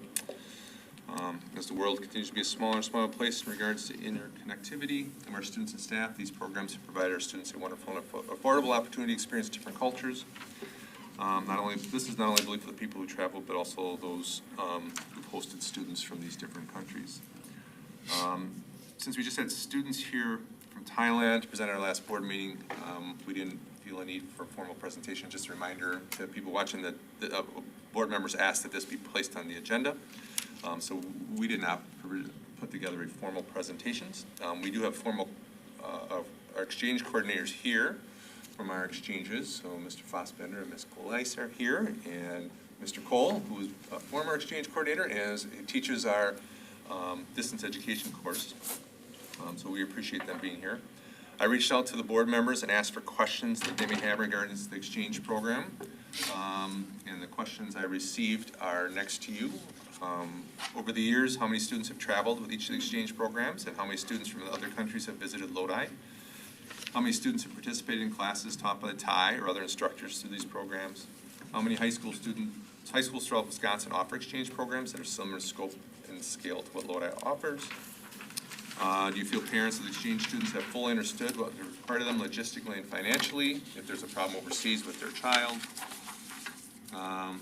Or if their child is sick or otherwise unable to travel? Why were they started in the first place and the purpose of the programs currently? And do you think guardians understand the behavior expectations for these exchanges? So our exchange coordinators answered those questions for you, and so they are all there for you. I did think it would be very helpful for the exchange coordinator just to kind of walk through the process from maybe, hey, we're starting to put out information about an exchange, walk through, maybe JP, if you would walk us through like, okay, we're getting information out to students through the selection process, through parent meetings, through travel and everything on. So if you could just do a short talk like what that process is like, and then. Yeah, so it starts about 11 months before we travel. So like for the Thai exchange, we travel in November, so it starts in January. We send out an all call to all the students asking for students that want to apply. The students complete a formal written application, which we also develop a committee of administrators, guidance counselors, and teachers. Usually the committee is at least 7 people, many times 8, between administrators, guidance counselors, and teachers. The students basically write an extensive written application. Those written applications are reviewed by the committee, scored independently on a rubric, and then I, as the coordinator, basically compile all the rubric scores for the written applications. There are times where written applications will actually disqualify a candidate, but that doesn't happen too often. And then after that, there's a personal interview selection process where that committee actually meets in a room with that student one-on-one, all 8 adults, in a classic kind of round-robin interview process. Once again, the personal interview is scored by the committee independently, and then that's compiled by me as the coordinator. And then final decisions are made, usually probably about March, April. There's actually a formal letter that is delivered by the principal or the vice principal to the students. They usually do it towards the end of the day, just in case there are any bad news, so that the student can deal with that if they need to. And then after that, really the selection process is complete, and then we begin the meeting process. So usually the meeting process begins in late May, at least for the Talent Exchange, there's 4 different parent and traveler meetings. The first one is in May or the beginning of June, depending on time frame. The second one is usually in August, mid-August. The third one is in September, and then the last one is in October, right before, like roughly 2 weeks before we travel. Obviously at those meetings, usually both parents are in attendance, at least one parent plus the traveler. We go over behavior expectations, the travel insurance, all the necessary paperwork right from the start. That's really the process, really, in a nutshell. That's pretty much what we do. Thanks for sharing that, JP. I just thought it'd be good for the board to hear like what all goes into that. So just open up to the board members for questions that they may have. So does this cost our district anything? I mean. Sure. Yeah, it costs us just, we pay exchange coordinator stipends for their work. We pay we pay for the exchange coordinator's flight to go, and we pay half of the cost for the other chaperones who go. And then there's a cost for like substitute teachers when they're gone. Like if we have, like for example, when they went to Thailand, we paid for a substitute for JP's classroom and for the other 2 staff members who went to Thailand. So and then also for full disclosure, when they come here, there's a cost to the district as well. So for example, for the cultural exchanges, we take field trips. So the district picks up the like busing costs if we go to Sassy Cow. Usually what we'll do, and actually Ms. Gleiss and I were just talking about this, for like inexpensive field trips like Sassy Cow, which is like $2, usually the district will cover that for both the host students and the exchange students. But for more expensive field trips, like for example, Ms. Gleiss for the German exchange wants to go to Wisconsin Forward, is that what they're called? The Forward Madison. The Forward Madison game. Oh, yeah. So for example, usually what we do, because that's a more pricey field trip, so many times what we'll do is we'll cover the Thai students' cost, or the exchange German students in this case, and we'll ask the host families or the buddies, because you might not know what, we have host families for each traveler, and then we also have 2 or 3 buddies that are tag-alongs with each host family, so that we broaden the reach of the program. So for example, on a field trip, a host might go, or a buddy might go as well. So like the hosts and buddies will pay for their own fare for the more expensive field trips to keep the cost down. But there is obviously expense when we travel, and then there's the expense like for the buses and things such as that when they come here.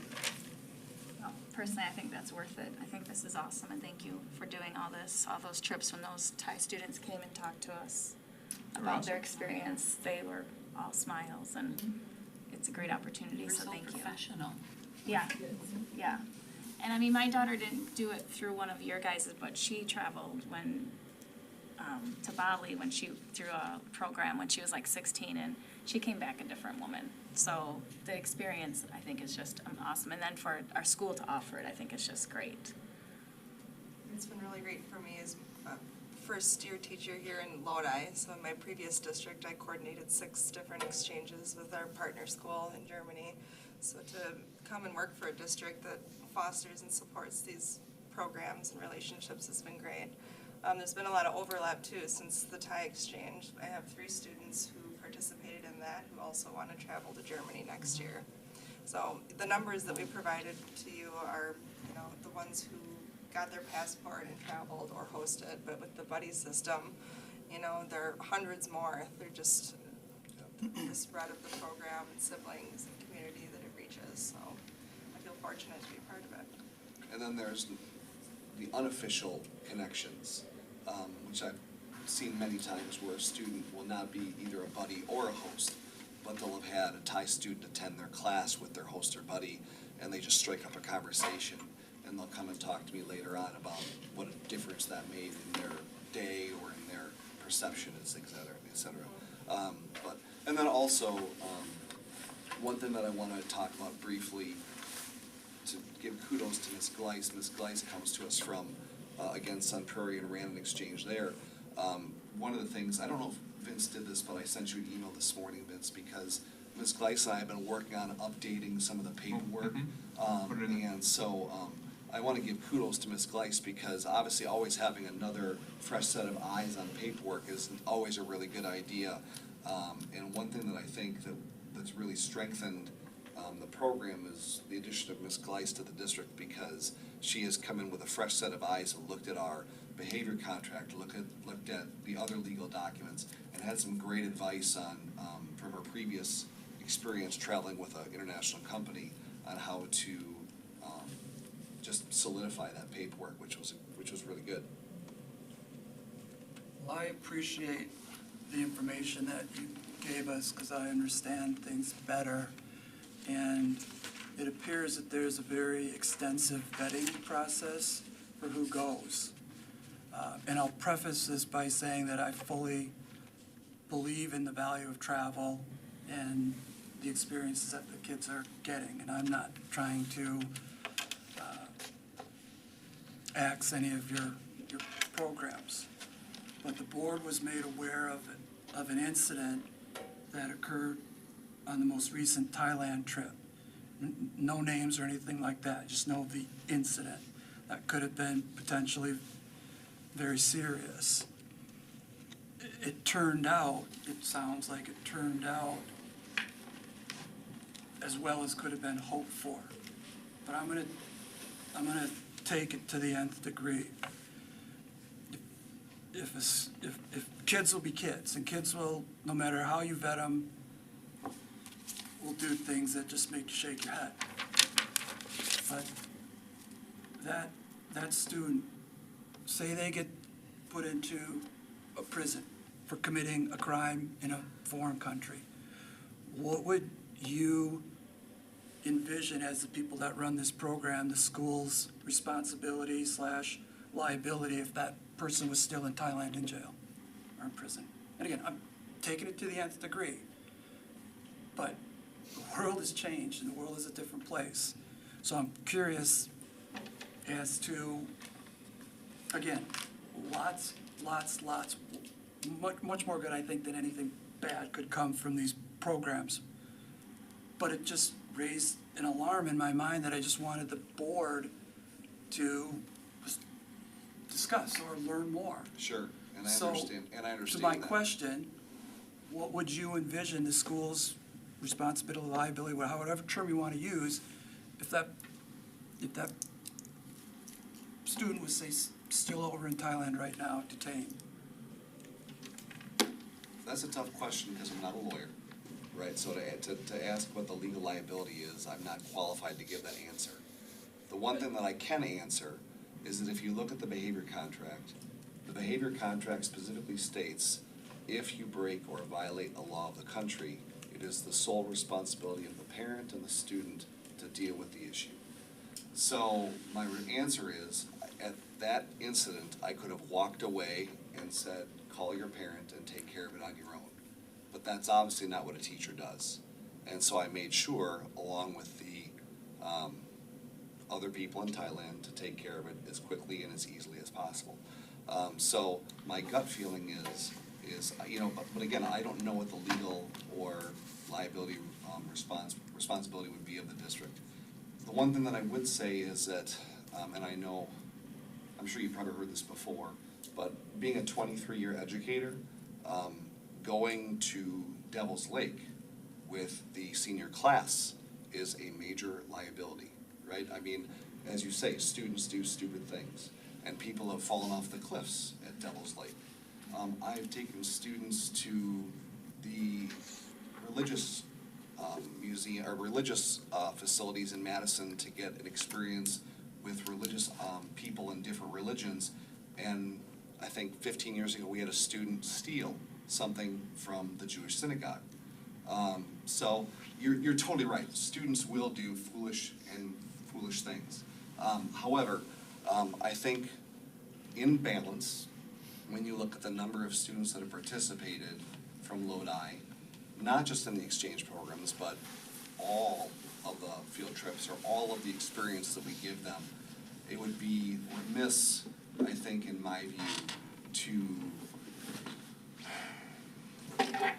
it's not that we shouldn't worry about it, but at the same time, I think if you want to eliminate the risk, you will eliminate all opportunities for students.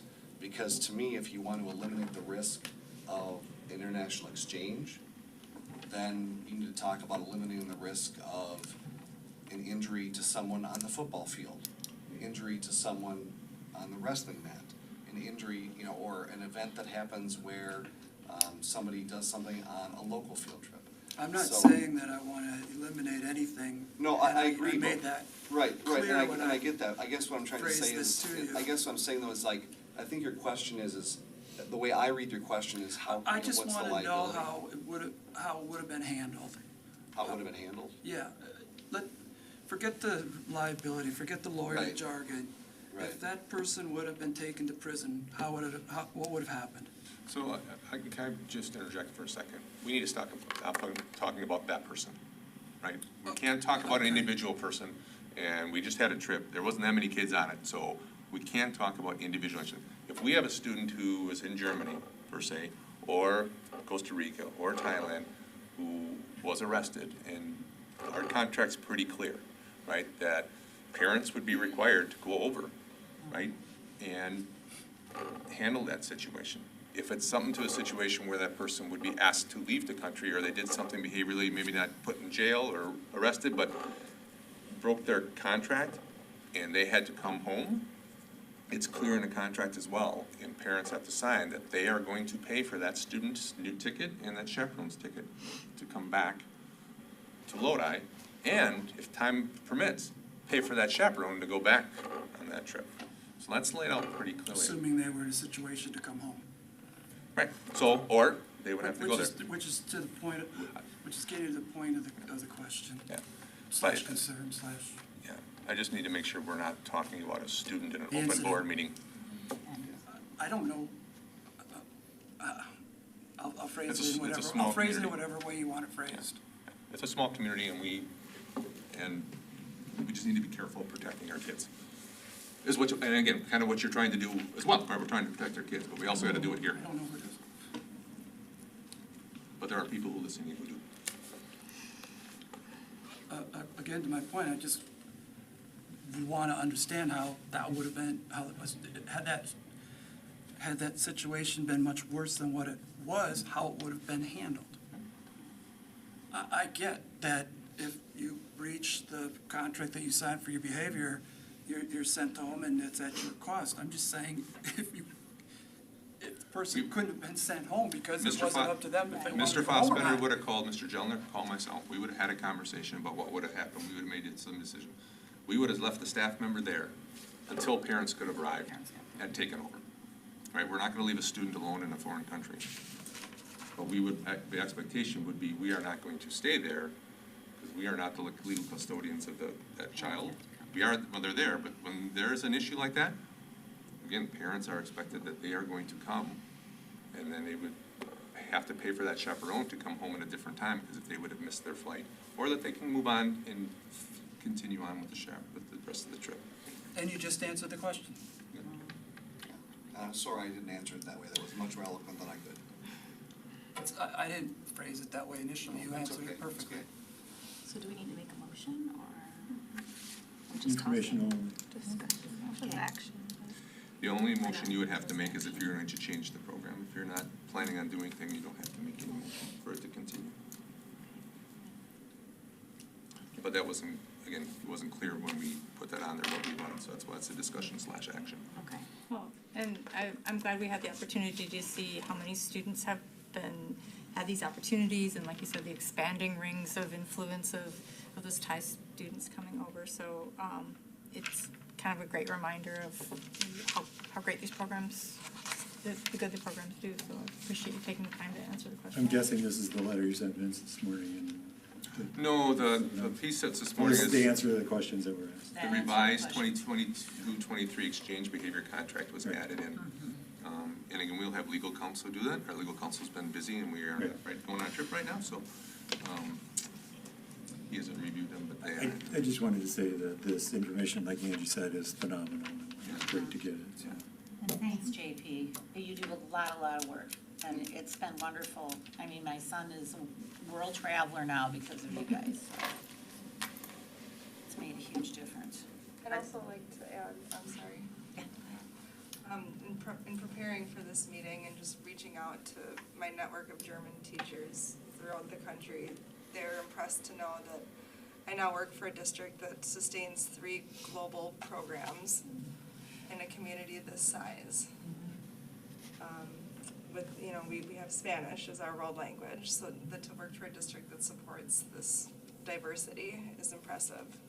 So, thank you for supporting it. Thank you. Well, and I think another thing that speaks to the support is Mr. Soucy's, there's information from Mr. Soucy in this document. He retired from the school district 5 years ago, right? Mr. Cole is here, who was on the original, part of the original Tide trip, and has been our exchange teacher. Which we're just thrilled that he's continued to teach that way. So thank you all for being here, and thank you all for waiting. Thanks for staying. Sorry. Is there any other things anybody else wants to say on that topic, or we're done? Other than thanks. Administrator Director Contract Extension Approval Discussion. Yeah, so this time of year, we typically look at approving and extending our administrator and district director contracts with a 1-year extension, so they're always working with a 2-year contract. Last year, this got pushed off a little bit because of the referendum, so we did it in July, but typically we do it in February every year. So I would ask that we approve both of these motions.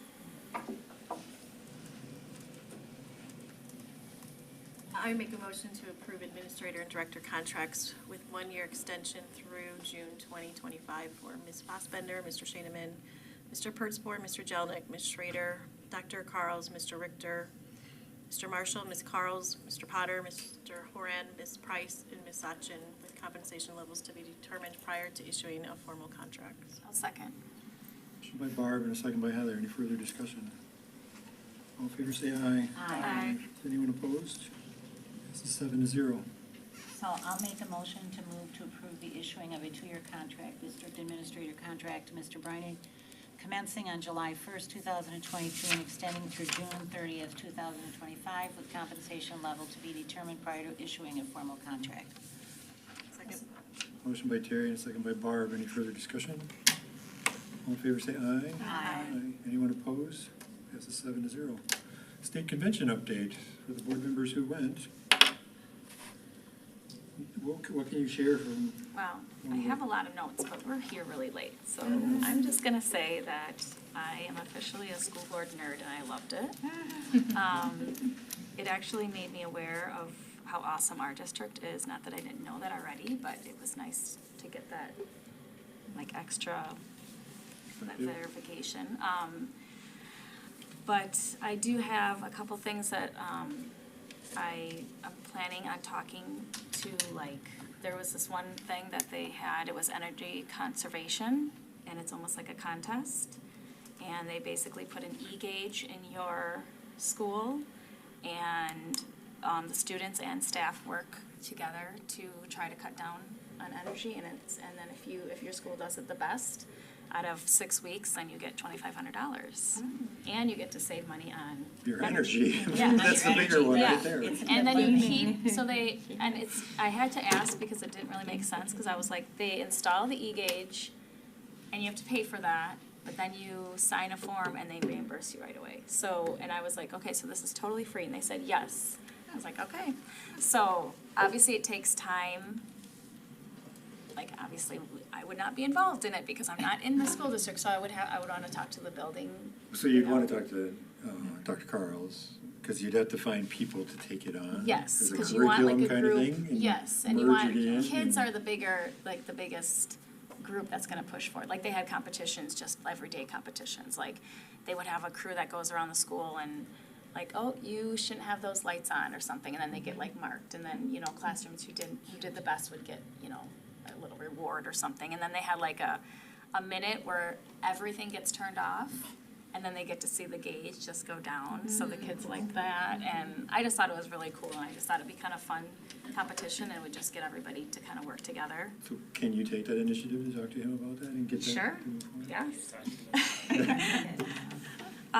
And then I just went to like some stuff about graduation, thinking outside the box, and I actually, I didn't even want to talk to Dr. Carl's first, I wanted to like go on our website and I found everything that we do, and we do majority of it, which I was like, heck yeah, that's Lodi.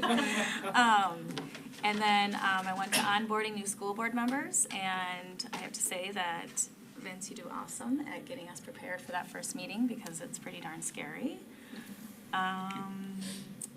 And I did a finance, and I think I'm more confused after that. And I appreciate Brent more than ever. You gotta work through the confusion. Oh my gosh, I was looking at my notes and I was like, oh, it made sense when I wrote it down, but.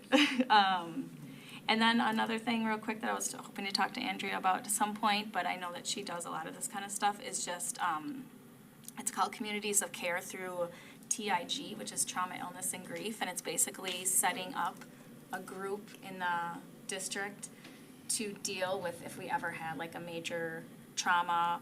And then it actually tries to reach out to other schools to help you deal with that if you ever needed to. So like their example was 2 days before school started, they had a very popular, young, unexpected teacher die. And they had a response team, but they weren't even prepared for it because they personally knew her. So they said it was nice to be able to reach out to another district and kind of come in and help with that.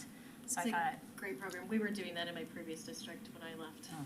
You can use grant money for it. yes, and they actually listed a bunch of it, and I got some info on it, so.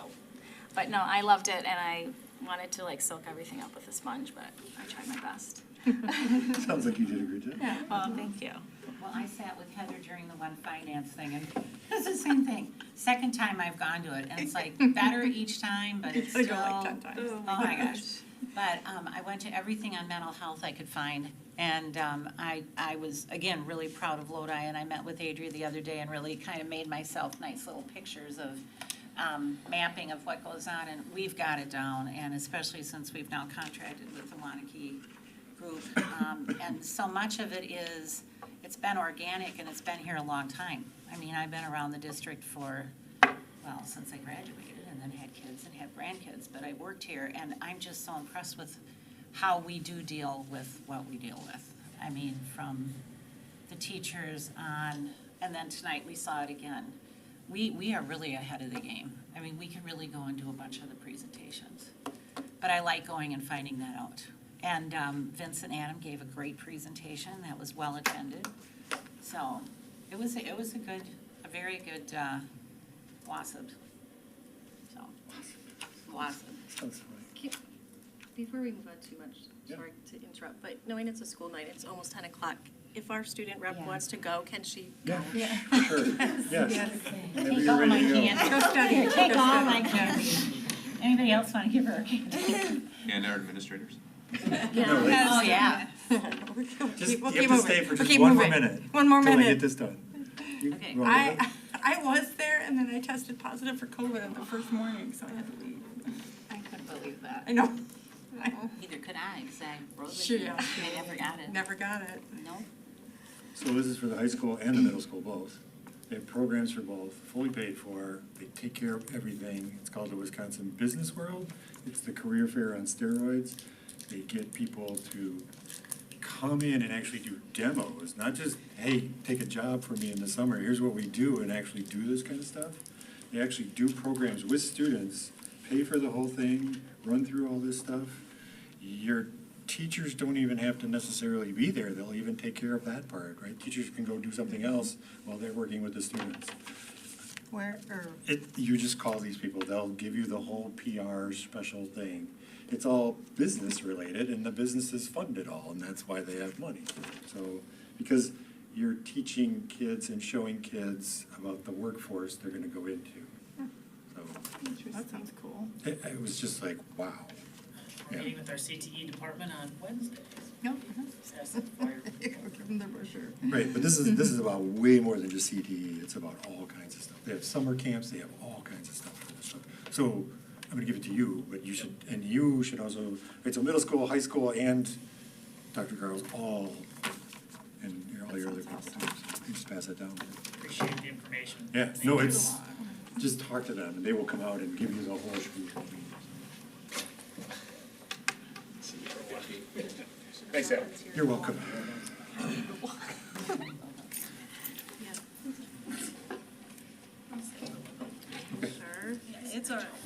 We're gonna read all of these policies. Someone's gonna read them out loud. We went through all of them. Aren't we really good?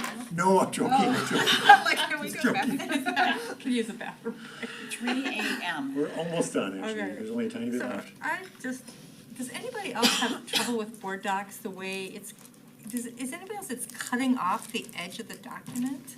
No? Maybe it's Oh, just my yeah. so like right here, I try to read Of and then Did you just open one of these policies? Is that what you yeah, did? it's one of the policies, just random policy. It is cut off. I don't want to open one right I can, It's cut off. it was really bothering me, guys, there's a lot of words I feel like I need to approve, but the words are not in there. Okay, never mind, it's So just when the you board. open the PDF, the whole right This is side the is cut first off. reading. Which side is? All of You have them, to the approve right this side. one. Mine isn't. No, it is. If you read the words, the letters are missing. Oh, wait. See, look. Oh, yeah. It's like Yours the is, right yeah. margin has been moved in for some reason. So you have to re-upload all those for first reading, because they Well, couldn't read them. but maybe it's a board docs problem. Nah, I think it's a PDF problem. Okay, well, I did It's download a one first and then reading, so open it it in doesn't a matter. different PDF viewer and this problem persists. Yeah, no, it's part of the PDF for sure. Alright, But, so, so I would argue these are not a first pass. We'll have to come back to this, because, sorry. sorry. You couldn't read them if they're cutting off. We saw them all. In committee. Well, they 'Cause could just we- come lumped into the next one, the next time that comes, they can all come back. It's making voodoo dolls of us right now. Second policy reading, there are none. Gifts and donations. I make a motion to accept with great gratitude the donation of Grizzly Industrial spindle sander and 2 Milwaukee M18 cordless drills from McGann construction grant to the Lodi High School Tech Ed Department worth approximately $2,000. I'll second it. Motion by Barb, second by Heather. Any further discussion? All in favor, aye. Aye. Thank you very much for that. Committee reports. Make them quick. We have all of the draft minutes from all of these meetings, so. CISA 5 rep. Some of the people on the board went to AESA conference. I don't know if that's how it's actually a word or how you say it, but it was actually in Pittsburgh this year. They said they liked it a little better than the Wisconsin one just because it was smaller groups and they thought it was informative. Obviously it's a lot more traveling, but and then just because we were talking about the convention in Milwaukee, I didn't know this if you guys had seen this, but the WIA was there and they offer a ref course and class for free for anybody that is a student. And then you can just become a ref for free. Really? Yeah, I didn't know that either. And they actually offer it in their gym class. Yeah, there's classes, you can, like, there's schools that have it in their curriculum as a class. Oh, wow. Maybe Okay. teach a class in addition. So I thought that was pretty cool. And then we're still just dealing with this RTI program. We ended up approving some people being let go, but they obviously will have the option to reapply. And then we're hoping that the CISA is they're gonna have the CISA run it, at least for a little bit. And then we just hope that CISA does so good that they will run it for now on, and then we won't have to hand it off to someone else. So, that was about it. Co-curricular report. Wrestling, Lodi Wrestling wrapped up the regular season by winning their 30th consecutive conference title this past weekend. The wrestling team placed second at the regional in Richland Center, advancing to team sectionals at Lodi High School on Tuesday, February 14th. Zane Leicht, Mason Lane, and Henry Coppin finished the weekend as regional champions, and 11 Lodi wrestlers advanced to individual sectionals next weekend. Boys basketball, the boys basketball team has an overall record of 6-14 and a conference record of 0-8. Recent games included a 69-46 win over Evansville, a close loss to Poinette, and a big 73-56 win over Portage. Lodi travels to Lake Mills this Friday night, followed by home games against Naglaris and Watertown Luther Prep to finish the regular season. Girls basketball team has an overall record of 6-17 and a conference record of 0-9. Recent games include a 70-21 win over Portage, a 50-42 win over Marquesan, and a 43-55 loss to Lake Mills. Lodi finishes the regular season this Thursday at Luther Prep. Girls basketball team secured an 11th seed and will travel to number 6 Edgewood on Tuesday, February 21st. Boys hockey, the Norski hockey team finished the regular season with an overall record of 1-21 and a conference record of 1-8. They secured a 13th seed in the WI playoffs. They will compete in the first round of the playoffs on February 14th, taking on Madison Memorial at Madison Ice. Girls hockey, the Icebergs co-op hockey team finished the regular season with an overall record of 4-18, conference record of 2-10. They secured a number 6 seed and will take on number 3 Beloit Memorial on Thursday, February 16th. Mock trial team traveled to the Brookfield Academy tournament on January 21, with varsity finishing with a 2-1 record. Several varsity students took home awards and 8 students were awarded perfect scores. On February 4th, the Lodi Forensics team traveled to the Region 2 Mock Trial Regional Tournament. The team qualified for the state tournament, taking second place to last year's state championship team by just 3 points. Forensics team has been busy competing at a variety of local tournaments. Recent competitions included the Forest and Madison West tournaments. Forensics team placed second at the Capital Conference tournament. All conference winners included Maddie Berry first, Jade Homewood second, and Ember Schmidt second. This Saturday, Lodi hosts their home tournament at the high school. That's the report. Thank you. I've forgotten where we are, sorry. OSC, thank you. 2 important things. Tuesday, March 21st, from 5 to 6:30 is Project Night. This year's theme is Travel Wisconsin. And open enrollment period for OSC starts Wednesday, right? 15th, February 15th, and ends on March 15th. And it's all online this year, I believe. Wow. March 21st, you said was Project March Night? 21st is Project Night, open enrollment, February 15th to March 15th. Thank you. Personnel. Personnel, we met, we've got an ongoing discussion of, and work on compensation models and looking at how to build that, and so that's just kind of ongoing project that will continue. We also looked at allowing staff to roll over up to 2 paid time off days, which has been brought up quite a few times. It was a request from the staff, so that is something we decided to recommend to the board when we are sending our recommendations. So. Curriculum?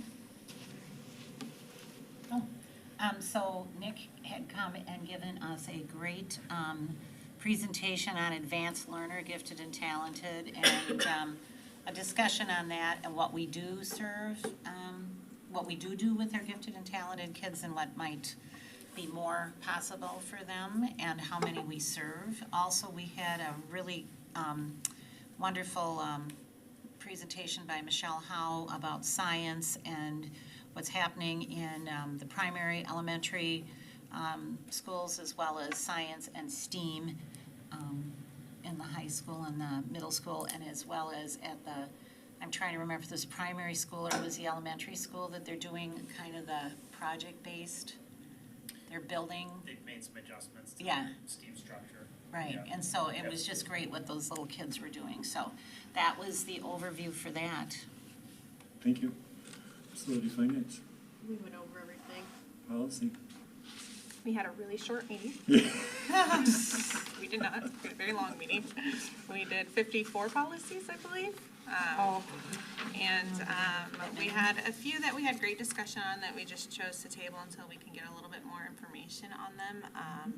But by and large, it's going well. It just was a lot of brain power.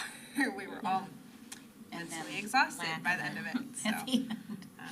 Yeah. Thank you. Future meeting and agenda items. Can you put policy 161 and 165.1 on that list? Hey. Put on a policy. Yeah, on the policy list. On the policy list, just throw it in there, add it on. What's We have a policy committee meeting this week. Yes. Yeah, Yes, Wednesday. we do. Oh, I'm not on the policy committee. Never mind. Yay, she says. You better say yay. So the Ray doesn't board work needs to past go it. back into closed session. We will take a break for sure, yes, Okay, for sure. thank you. 2 minutes. So I'll make a motion to adjourn to closed session pursuant to Wisconsin Statute Sections 19.851 C, E, and F to consider employment, compensation, and performance evaluation data, to consider deliberating the investment of public funds or conducting other specified public business whenever competitive or bargaining reasons require a closed session. I second that. Well, I made a motion, seconded by Angie, and is there any further discussion on that? Roll call. Yes. Yes. Yes. Yes. Yes. Yes. 7-0, we're in closed session. What if we all voted no? No.